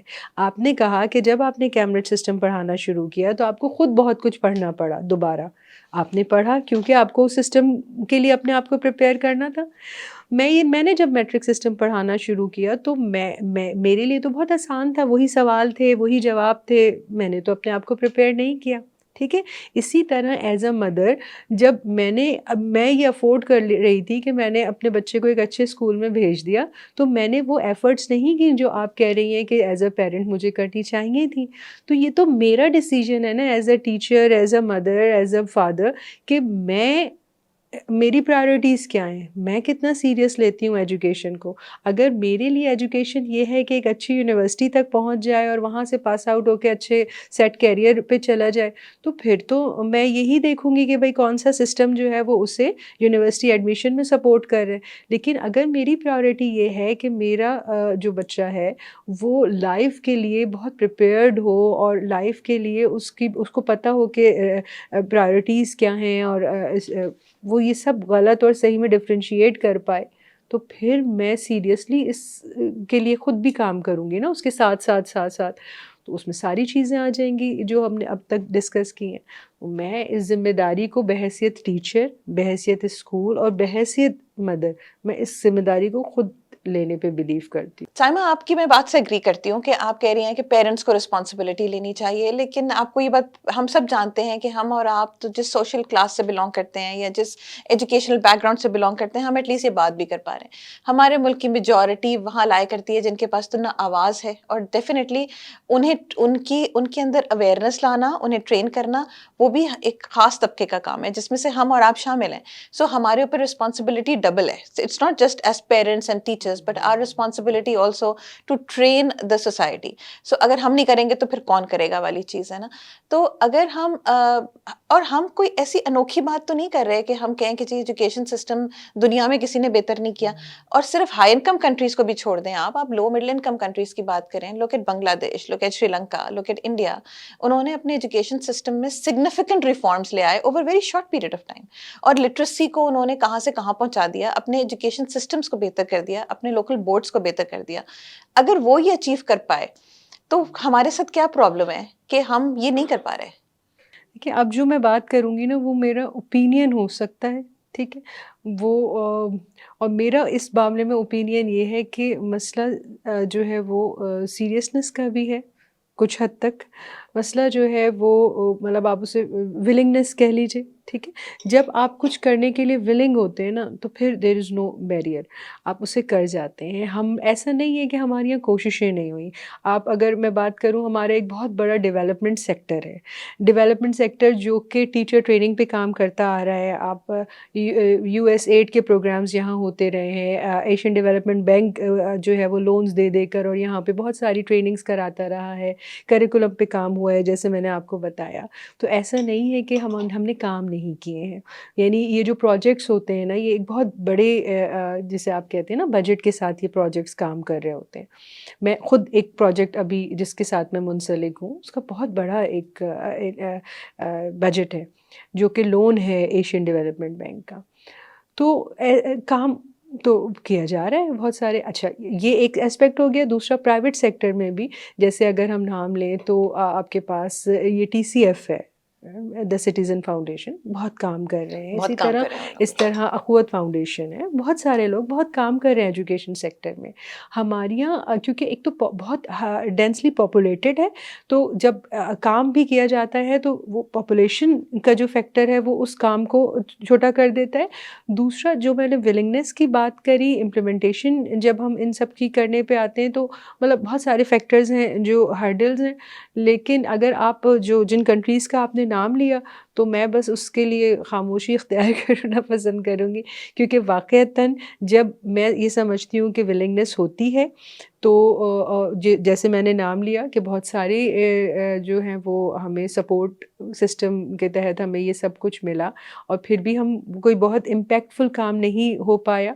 तो उसकी वजह मैं यही समझती हूँ कि एक तो करप्शन का फैक्टर है हमारे एजुकेशन सिस्टम में, दूसरा बहुत एक इम्पॉर्टेंट फैक्टर जो है ना वो पॉलिटिसाइज़ किया जाता है। मैं नहीं समझती जिन मुल्कों का आपने नाम लिया है वहाँ पर, यहाँ पे एक पॉलिसी बनती है, हुकूमत चेंज होती है, पॉलिसी चेंज हुकूमत हो के साथ जाती है, चेंज फिर होता अगली वो दोबारा आ जाती है हुकूमत, वो अपनी पॉलिसी लाती है, फिर चेंज हो जाती है। मेरे पास फैक्ट्स एंड फिगर्स के तौर पर है। ये बिल्कुल ऐसे ही डिफरेंसेस है, बिल्कुल मौजूद हैं। हाँ। तो उसके लिए हमें बहुत ज़रूरी है, देखिए सिस्टम में चेंज मैं और आप शायद नहीं ला पाएँ, इसके लिए बहुत ज़रूरी है कि हमारे जो मतलब जो लोग ये सिस्टम्स बनाते हैं उन्हें ये समझना होगा कि हमें पॉलिटिक्स के फैक्टर को इससे निकालना होगा। डिपोलिटिसाइज करेंगे नहीं तो नहीं पॉलिटिसाइज़ होगा, वरना ये सब बिल्कुल, ना कि ये नहीं हो हुकूमतें सकता। चेंज होती रहें, लेकिन एजुकेशन का जो एक प्रोसेस चल रहा है या एजुकेशन सिस्टम जिस तरह काम कर रहा है वो उससे अलग काम करे। यहाँ एजुकेशनिस्ट्स काम करें, पॉलिटिशियंस जो मर्जी आ रहे हैं, जो जो जैसे मर्ज़ी हमारे आ आया रहा है था कि बीच में आया था कि करें। जी सिंगल नेशनल करिकुलम होगा, हाँ। फिर एक आया उसने छोड़ दिया, दूसरा आया उसने कहा कि जी ये अरबिक को कंपलसरी कर दें, अरबिक कंपल्सरी होने लगी, वहां से वो समझ नहीं आता स्टूडेंट, मतलब लाइक इसमें इतनी अनसर्टेनिटी है। इसके अलावा एक और भी अभी अभी रिसेंटली आजकल एक बड़ा वो हुआ था कि जो मैट्रिक के स्टूडेंट्स थे, जब उन्होंने इंटरमीडिएट का फर्स्ट ईयर का एग्जाम दिया, तो बहुत सारे स्टूडेंट्स थे जिन्होंने मैट्रिक में बहुत स्कोर किया था, इंटरमीडिएट में उनका स्कोर इतना ड्रॉप कर गया कि वो उनकी सप्लीज आ गई और बड़े प्रोटेस्ट हुए थे और हमने खबरों में बहुत सुना। इसके बारे में आपका क्या ख्याल है कि ये वाकई सिस्टम की करप्शन थी, या ये था कि वो स्टूडेंट्स उनके मार्क्स इसलिए आ गए थे because of the bad bad examination, and finally जब इस इंटरमीडिएट में वो आए तो they just not could not cope with it? जितनी मालूमात मेरे पास है उसकी वजह यही है, क्योंकि इस पर पूरी एक कमेटी बैठी, उसने इस पे पूरी इन्वेस्टिगेशन हुई, और इन्वेस्टिगेशन के रिजल्ट्स ये आए कि जो प्रॉब्लम थी वो यही थी कि वो अनफेयर असेसमेंट की वजह से उनके मार्क्स आ गए, जिसकी मैंने आपको एग्जांपल दी। मैं बहुत से ऐसे बच्चों को जानती हूँ जिन्होंने अलग बैठ के इम्तिहान देते हैं, वो उनके मार्क्स आते हैं क्योंकि उनके जो पेरेंट्स हैं उनमें से कोई बहुत कभी ये भी हो सकता है कि वो इतना रोट पेपर था कि यानी इतना एक बिल्कुल। मेमोरी बेस्ड पेपर था कि वो चूंकि बच्चे ने पिछले सालों में किए हुए थे तो उसको बहुत हाँ, नंबर आ गए। नहीं, वहाँ पे कोविड का फैक्टर है, वो आप भूल गए। हमारे पास ये 2-3 साल कोविड का फैक्टर था। 1 साल बच्चों ने सिर्फ़ 2 पेपर्स दिए, फिज़िक्स और मैथ्स, ठीक है? उन्हीं को पढ़ा, और उसमें भी बहुत रिड्यूस सिलेबस था। उसे सिलेबस देकर एक हाँ। बहुत एवरेज बच्चा भी A1 ग्रेड ले आया, ठीक है? वो तो उसके पेरेंट ने समझा कि मेरा बच्चा जो है वो A1 ग्रेडर है, और वो जब इंटरमीडिएट में गया और वहाँ उसने परफ़ॉर्म नहीं किया, तो उन्होंने शोर किया कि जी ये तो आपको ये फैक्टर अपने ज़हन में रखना होगा कि उसमें वो बच्चे भी थे जिन्होंने कोविड के दौरान इम्तिहान देकर और स्कोर कर लिया था, और फिर इंटरमीडिएट में वो परफ़ॉर्म नहीं कर पाए। मैं आपसे एक एग्ज़ाम्पल कोट करूँ, ये जो हमारे इंटर बोर्ड के चेयरमैन हैं, उनके साथ एक मीटिंग में एक बात हुई। उन्होंने बताया कि एक बच्ची उनके पास आई जिसने बहुत शोर किया कि भई मैं दूसरी बार मैं इसी सब्जेक्ट में फ़ेल हुई हूँ, और मैं इसलिए फ़ेल हुई हूँ क्योंकि असेसमेंट ठीक नहीं हुई है और मेरे पेपर की चेकिंग ठीक नहीं हुई है, और आप में इस सिलसिले में कुछ करें। उसको ऐसा लगा होगा कि कोई सुपरफिशियल काम हो जाएगा और कुछ हो जाएगा। लेकिन वो जो चेयरमैन साहब थे उन्होंने कहा कि मैंने उसके पेपर्स निकलवा लिए। जब मैंने उसके पेपर्स निकलवाए और मैंने देखा तो उसमें कुछ नहीं लिखा हुआ था। मतलब कुछ ना कुछ लिखा हुआ था, लेकिन वो करेक्ट आंसर्स नहीं थे, बल्कि वो एक स्टोरी थी या कुछ भी और था। तो वो बच्ची को जब हमने दिखाया तो वो बच्ची फिर रोने लगी। उसने कहा जी मेरे साथ ये मसला था, ये मसला था, ये मसला था, तो इसलिए मैं नहीं कर पाई, लेकिन प्लीज़ आप मुझे पास कर दें। तो देखिए ये एक बहुत छोटी-सी स्टोरी सी लगती है, किसी एक बच्चे की कहानी लगती है, लेकिन हमारे साथ हाँ, मतलब जो लोग ये पेपर चेक्स करते हैं, प्रॉपरली करते हैं, वो कहते हैं कि हमारे पास ऐसे पेपर्स आते हैं जिसमें कोई प्रॉपर कंटेंट नहीं होता। क्यों? क्योंकि एक वही कॉन्सेप्ट ये है कि जो मैट्रिक और इंटर बोर्ड के पेपर्स होते हैं वो चेक नहीं होते। जो एग्ज़ामिनर है वो सिर्फ़ टिक करता है और हेडिंग्स देखता है और वो देखता है। अच्छा, मेरी पर्सनली कुछ पेपर चेकर्स से मुलाकात हुई एक प्रोजेक्ट के सिलसिले में। तो ऐसा है, जितने कम पैसे हम देते हैं ना एक पेपर चेकर को, कितने देते हैं? कुछ रुपयों में होते हैं। अब आप सोचें ना, अब आप कहें कि जी कोई मुझे एग्ज़ैक्ट नंबर्स नहीं पता, लेकिन वो बहुत कम एक अमाउंट होता है। तो उसमें ऐसे लोग होते हैं जो अपनी जॉब के साथ सिंसियर नहीं होते और वो बस ऐसे ही, लेकिन ऐसा सब ऐसा नहीं करते। उसमें एक अच्छी तादाद ऐसे लोगों की भी है जो प्रॉपर्ली पेपर्स को चेक करते और उसमें फिर जब मार्किंग, अच्छा अब बच्चा कौन है, बच्चे ने सोच के बैठा हुआ है कि जी कोई भी पेपर चेक कर लेगा, मैं अच्छी सी हेडिंग डाल दूँ और ये वो। अब अगर ऐसे पेपर चेकर के पास पेपर गया है जो वाकई सिर्फ हेडिंग देख रहे हैं, उसके मार्क्स आ जाते हैं। लेकिन अगर दूसरी टाइप के उसके पास चला गया एग्जामिनर के पास, तो वो फिर नहीं देता। तो अब ये एक रियलिटी है। अब हम इसका आपने कुछ नहीं पैसे कर की बात सकते। की, तो जो मनी का जो फैक्टर है, फाइनेंसेस का जो फैक्टर है, वो भी तो एक बहुत, हम बात कर रहे हैं कि हमने मेट्रिक सिस्टम और Cambridge system versus Cambridge, money is a very important factor कि जो कैम्ब्रिज सिस्टम है उसके स्कूल्स की फीसें भी ज़्यादा हैं। तो अगर मुझे बेशक इवन एज अ पेरेंट, बहुत सारे पेरेंट्स हैं जिन जो may be they prefer Cambridge but they can not afford it. Look at the examination fees, एक सब्जेक्ट की फीस जो है वो 40,000 के करीब है कैम्ब्रिज की। ज़ाहिर है मेट्रिक सिस्टम में ऐसा नहीं है। स्कूल की आपने कहा मेट्रिक के स्कूल्स के ऊपर कैप भी लगी हुई है, कैम्ब्रिज में तो प्राइवेट स्कूल्स है जस्ट वो अनचेक्ड अपनी फीसें बढ़ा रहे हैं। तो एक बहुत इंपॉर्टेंट फैक्टर है ये कि वो एक सिस्टम बहुत महंगा है, हेंस वो थोड़ा बेहतर नजर आता है। तो अगर एक चीज बहुत महंगी है और वो एक बहुत सस्ती के मुकाबले में, आप तो उसे अगर वो कंपेयर बड़ी है करें। तो हम कंपेयर करें, तो I don't think that's a very even fair comparison. But जो अफोर्ड कर सकता है वो कर सकता है, जो नहीं अफोर्ड कर सकता उसके पास तो फिर ये चॉइस रही नहीं जाती। और यही सारी चीज आ जाती है टीचर्स के अंदर, कि जो कैम्ब्रिज की टीचर्स हैं, कैम्ब्रिज स्कूल्स की टीचर्स हैं, they are much better paid as compared to the matric system की टीचर्स जो उन्हें पैसे दिए जा रहे हैं। तो डेफिनेटली वो उसी के हिसाब से उनको रिटर्न भी देती हैं कि जितना पैसे दे रहे हो बस ठीक है, मैं इतना ही पढ़ा सकती हूँ और इतने ही टाइम पढ़ा सकती हूँ ना, वो एक्स्ट्रा टाइम देने को तैयार होंगी। तो इस चीज के लिए तो हमें देखना होगा कि हाँ, ये देखिए, ये पैसों वाला फैक्टर आप बेहतर जानती हैं कि जब हम मेडिकल फील्ड की अगर बात करेंगे तो वहाँ भी हम यही, बिल्कुल आप इसको कोट कर सकती हैं कि जी कुछ हॉस्पिटल्स हैं जो बहुत एक्सपेंसिव हैं, वो अच्छी क्वालिटी आपको प्रोवाइड कर रहे हैं और वो गवर्नमेंट का जो है वो नहीं कर रहा।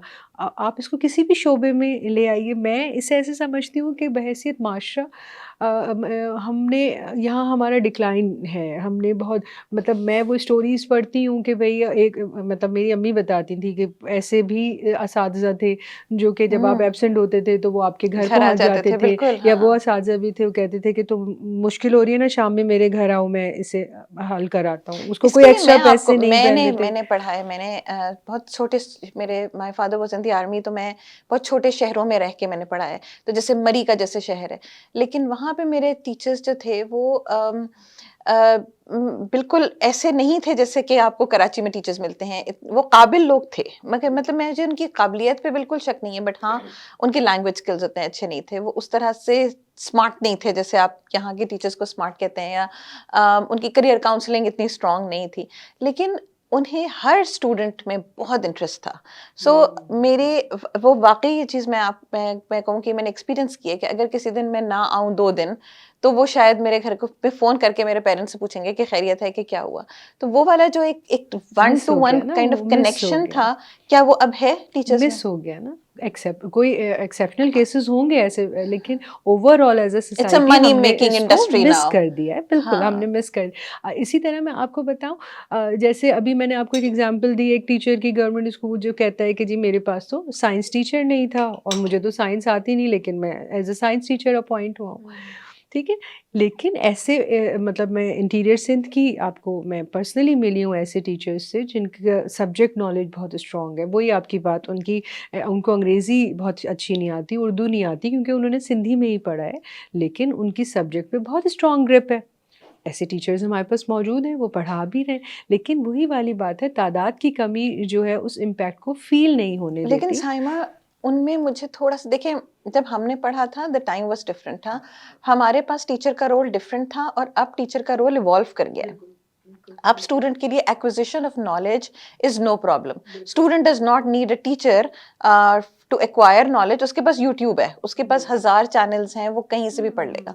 तो पढ़ाई, तो टीचर का role more of a mentor, of a guide, of a person जो कि उसको लाइफ स्किल्स देगा, वो ज्यादा रह गया है। So teachers need to evolve. हम ये नहीं कह सकते कि मैंने ऐसे पढ़ा था और मैं ऐसे ही टीचर बन जाऊंगी, मैं ऐसे ही पढ़ा लूंगी। इसी तरह से पेरेंटिंग है जैसे, तो आप अगर विद द टाइम इवॉल्व नहीं करेंगे तो आप बहुत पीछे रह जाएंगे। I think that is also a problem. So हम ये बात अंडरस्टैंड कैसे नहीं कर सकते कि ये इस बच्चे के हाथ में तो वो लैपटॉप, वो मोबाइल, वो इंटरनेट, ग्लोबल इंफॉर्मेशन है। हमारे पास वो ग्लोबल इंफॉर्मेशन उस तरह से नहीं थी जिस तरह से इन लोगों के पास है। सो हमारा रोल टीचर्स का हैज़ टू इवॉल्व। सो जो टीचर्स है ना, या इवन जो बहुत काबिल टीचर्स हैं, वो अगर एक टीचर है जिसको फिजिक्स की बहुत नॉलेज है, वो उस नॉलेज को क्या की एप्लीकेशन सिखा पा रहा है? क्या वो उसको current trends of the world के साथ, क्या वो टीचर अब एआई से एक्वेंटेड है? ये तो मेरा ये ख्याल है कि जो even every school has to understand that the teacher can not stay stagnant. There is absolutely no way. So अगर जो जो चीज़ स्टूडेंट को आती है ना, वो टीचर को आनी चाहिए।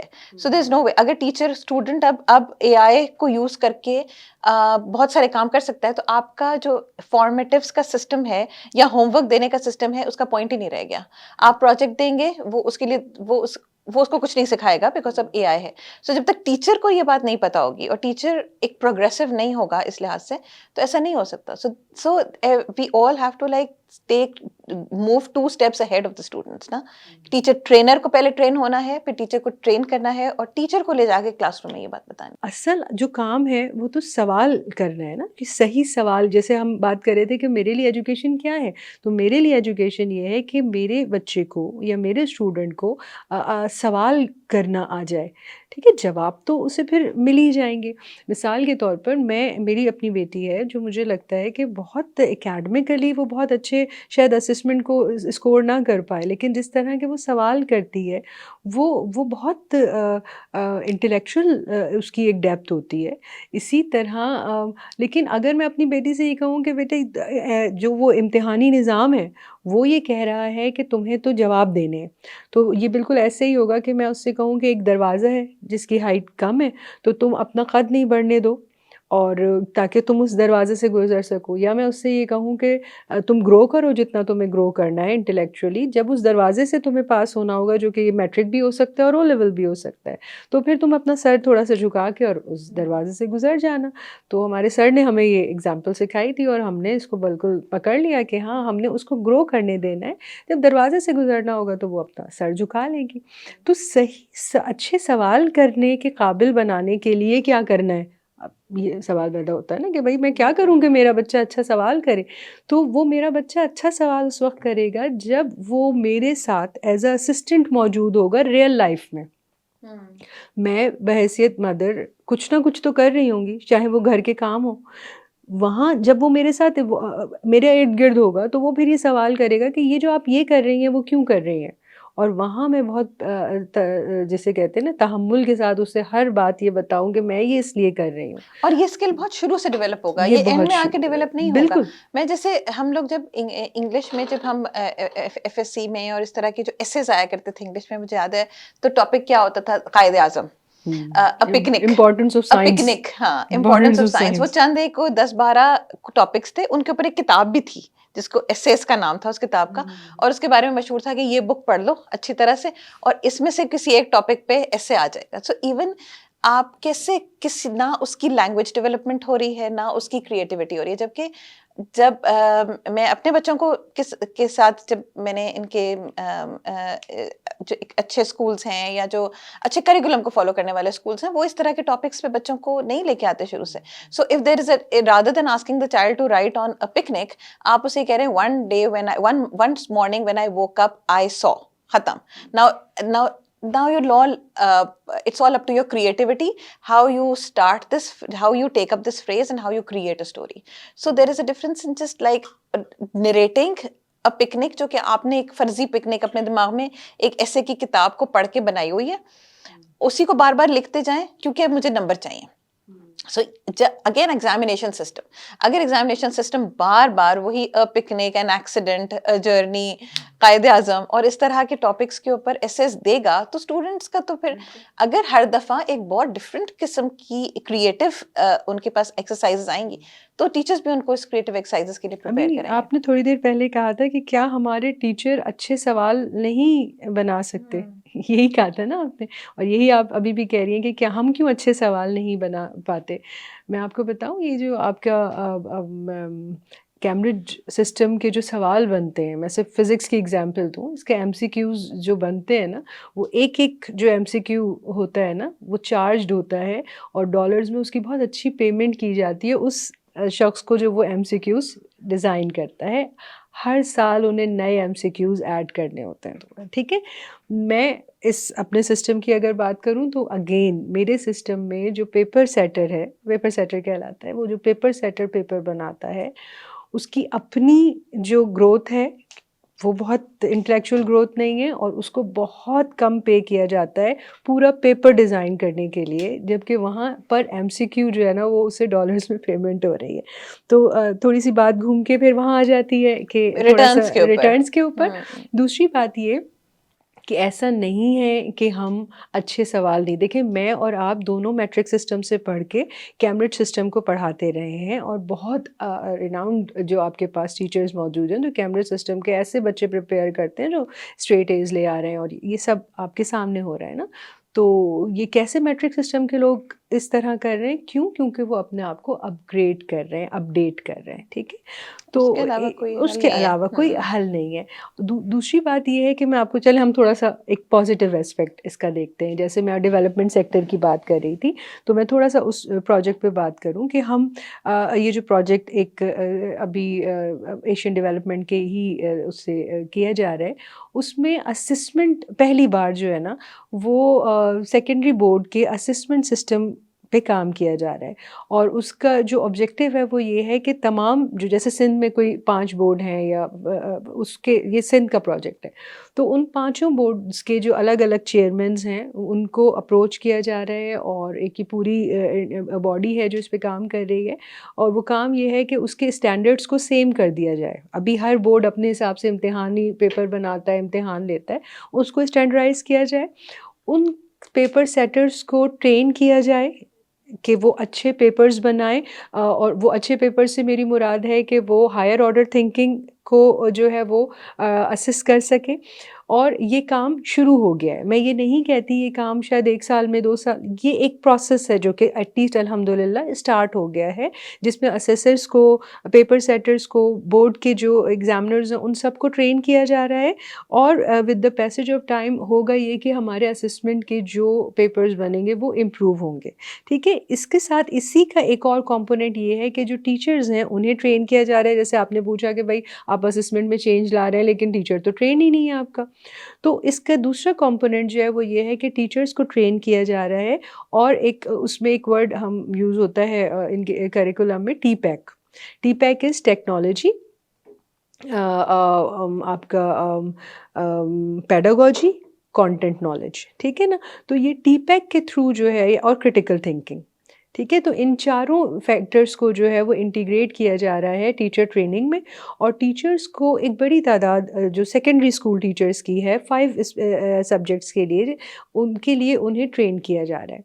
अब ये टीचर्स जो हैं इनको ये आगे जाकर जब स्टूडेंट्स को पढ़ाएँगे तो वो, टीपैक का मतलब है कि वो क्रिटिकल थिंकिंग को भी प्रोवोक करने के लिए प्रिपेयर कर रहे हैं उन्हें।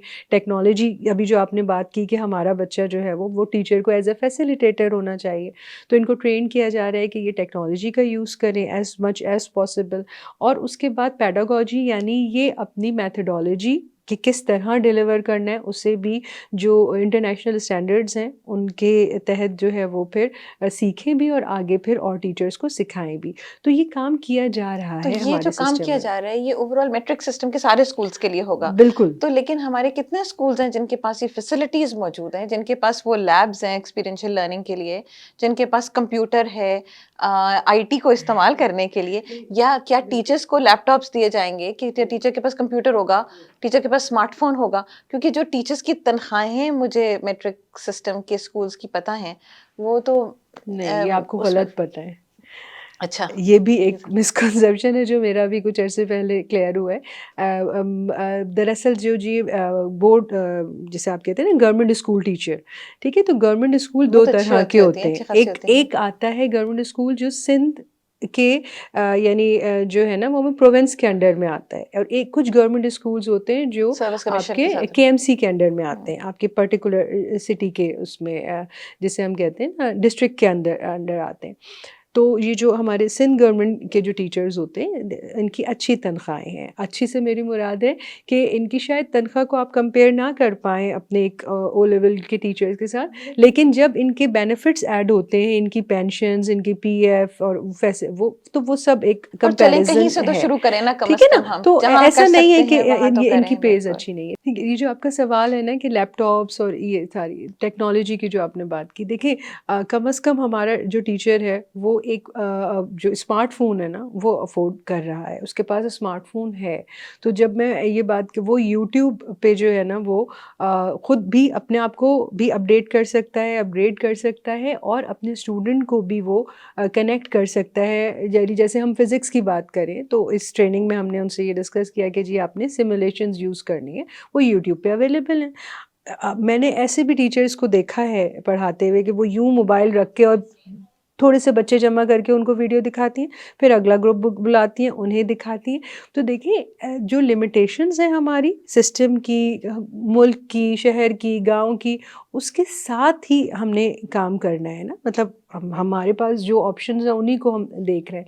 तो वो टेक्नोलॉजी को वो टीचर इतनी इस हद तक तो इस्तेमाल कर ही सकता है और इसी तरह एक पेरेंट भी टेक्नोलॉजी उसके पास है, वो अपने बच्चे को पढ़ाने के लिए कुछ भी सीख सकता है, कर सकता है। एक और इम्पॉर्टेंट चीज़, जब हम करिकुलम डेवलप कर रहे हैं तो आई थिंक हमें बहुत इम्पॉर्टेंट है कि हम इस चीज़ को ज़हन में रखें कि हमने लव ऑफ लर्निंग डेवलप करना है। सिर्फ कंटेंट ठूँसना नहीं है, सिर्फ उनको क्रिटिकल थिंकिंग नहीं सिखानी है, उन्हें तालीम से मोहब्बत दिलानी है। सो और ये होता है, ऐसा नहीं है कि ये सिर्फ किताबी बातें हैं या ये बुकिश है। There are children who are passionate about knowing and they want to know more, they enjoy school, and it's not just कि वो स्कूल को इसलिए एंजॉय करते हैं क्योंकि वहाँ पे दोस्तों से मिलने का मौका मिलता है। क्लासरूम एंजॉयमेंट एक अलग चीज़ है। वो टीचर किस तरह से आके और हम देख बच्चे को यूजुअली अब आप अपने किसी से पूछें कि तुम्हारा फेवरेट सब्जेक्ट क्या है, तो वो हर साल चेंज होता है। उस पे डिपेंड करता है कि वो कि वो वो जो फेवरेट टीचर टीचर कौन कौन है? है, उसकी टीचर कौन है। और आप ये देखेंगे कि बच्चे का फेवरेट सब्जेक्ट वो होता है जिसकी टीचर सबसे अच्छी होती है। सो टीचर का जो रोल है वो इतना इम्पोर्टेंट है कि वो एक बच्चे को टुवर्ड्स अ सब्जेक्ट पुल कर सकती है या away from the subject push कर सकती है, टुवर्ड्स अ करियर लेके जा सकती है और या अवे फ्रॉम द करियर लेके जा सकती है। सो उसे स्कूल से मोहब्बत दिला सकती है या उसे तालीम से नफरत हो सकती है। तो इतना ज़्यादा इंपॉर्टेंट रोल है कि उस करिकुलम के अंदर या टीचर ट्रेनिंग के अंदर हम इस चीज़ को ज़रूर इंटीग्रेट करें कि इसमें कितना एलिमेंट ऑफ फन है और that learning is fun and learning can be जो है ना आपका पैशन बन सकती है। एक और लास्ट बात मेरा आपसे ये है कि मैं आपसे सवाल करूँगी कि आपके ख़्याल में स्ट्रेस लेवल जो है ना, जो वो है, वो कौन से सिस्टम में स्टूडेंट्स को ज़्यादा होता है? आपने पढ़ाया है दोनों को, या स्ट्रेस लेवल ओवरऑल इस वक़्त यंगर जनरेशन में है? सब में स्ट्रेस लेवल डिपेंड करता है कि आपके पेरेंट कौन है। पेरेंटिंग पे डिपेंड करता है। आप पेरेंटिंग पे कहेंगे कि करता वो है ना, आपके पेरेंट्स आपको उस so it can be stress के बोथ बोथ सिस्टम्स। सिस्टम्स में होता है। अब देखिए मैं ये समझती हूँ कि पेरेंट जितना इन्वेस्ट कर रहा होता है ना, जितना वो तालीम पे इन्वेस्ट कर रहा है उतना ज़्यादा वो फिर स्ट्रेस दे रहा है अपने बच्चे को, क्योंकि ये बिल्कुल ऐसे ही है कि एक बहुत महंगी कोई चीज़ होती है ना, तो फिर आप कहते हैं कि एहतियात से ये टूट ना जाए, ये बिल्कुल ऐसे ही है।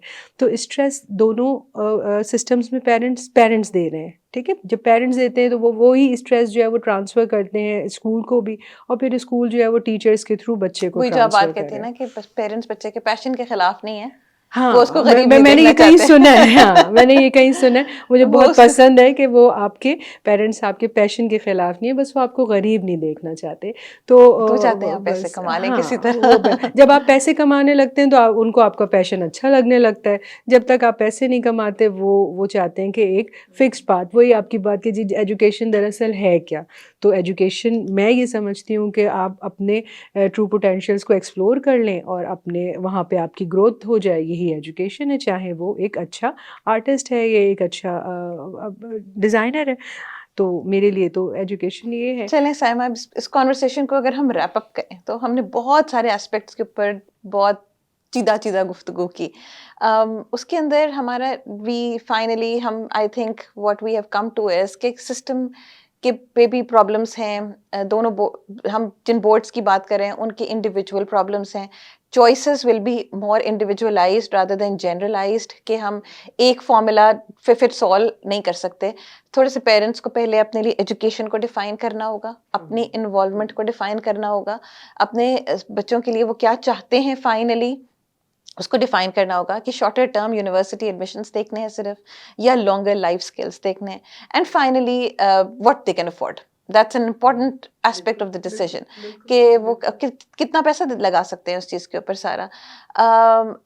और फाइनली बच्चे हमारे हैं, तो हमें फाइनली उनको हमें जिम्मेदारी लेनी है सिस्टम की। सिस्टम को ठीक होना चाहिए, और बिल्कुल हम उसके लिए कोशिश भी कर रहे हैं।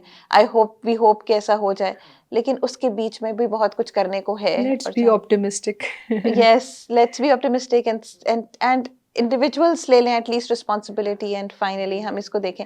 होप आप देखती हैं। बिल्कुल। देखिए, मैं सिर्फ़ हाँ। यही मैंने शायद ये बात कर ली है, लेकिन मैं फिर इस पे इसको ख़त्म करना चाहूँगी कि देखिए, ज़िम्मेदारी की बात है। मैं एज़ अ मदर ये समझती हूँ कि मेरे बच्चे मेरी ज़िम्मेदारी हैं। मैं जब टीचिंग करती हूँ तो मैं ये समझती हूँ कि मैं ये नहीं कहूँगी कि मुझे स्कूल क्या प्रोवाइड कर रहा है, मेरे पास रिसोर्सेज़ क्या हैं। मैं ऐसे बहुत सारे लोगों को जानती हूँ जो ये कहते हैं कि हम दरख्त के नीचे बैठ के पढ़ें, और आप उनका इंटेलेक्चुअल लेवल देखेंगे, आप उनकी ग्रोथ रेट देखेंगे, तो आप कहेंगे कि यार, क्या ज़बरदस्त लोग हैं।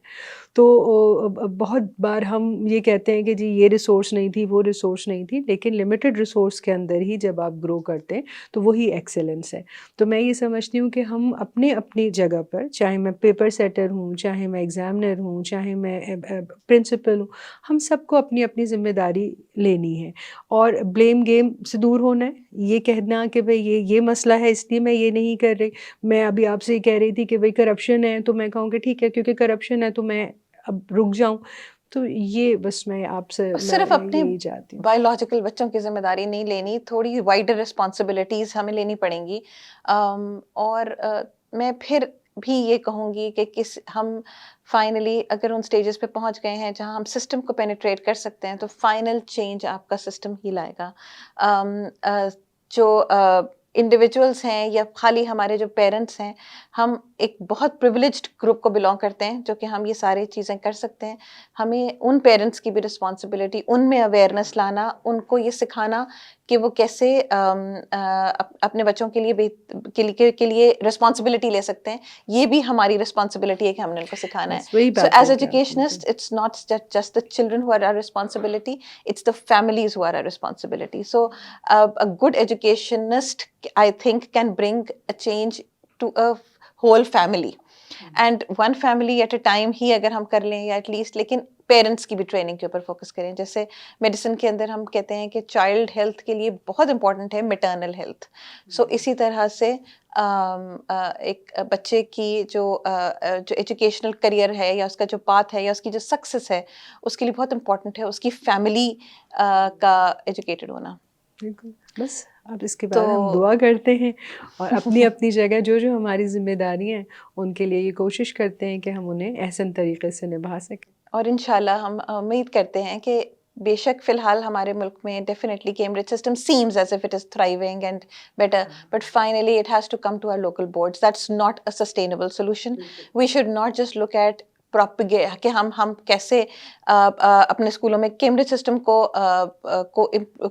प्रोपेगेट कराएं। Rather the focus should be कि वो ऐसा क्या कर रहा है जो कि हमारा सिस्टम नहीं कर पा रहा, and rather use it as a comparison, क्योंकि and try to build our own system. That would be the ideal situation where we have Sure, our own agree. System which is contextualised, हमारे अपनी needs के हिसाब से उसका curriculum set हो, हमारी अपनी लैंग्वेजेस को हम प्रमोट कर सकें।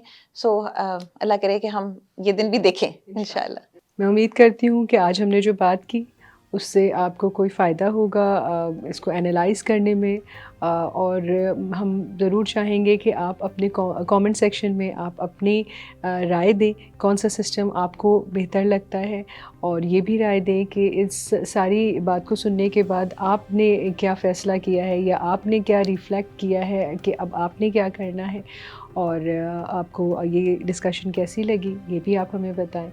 और चैनल को सब्सक्राइब करें और इसको शेयर करें, ताकि जो हम बात कर रहे हैं ना कि एक पूरी कम्युनिटी होनी चाहिए जो डेवलप करे एज अ होल, तो उसके लिए बहुत ज़रूरी है कि इस तरह की जो डिस्कशंस हैं उनको ज़्यादा से ज़्यादा लोग सुने और उस पर अपना एक कंसेंसस बिल्ड करें और अपने एक्शन पॉइंट्स जो है ना वो उस तरह सेट करें कि उन्होंने क्या करना है अपनी ज़िंदगी में। बहुत शुक्रिया। अस्सलाम वालेकुम।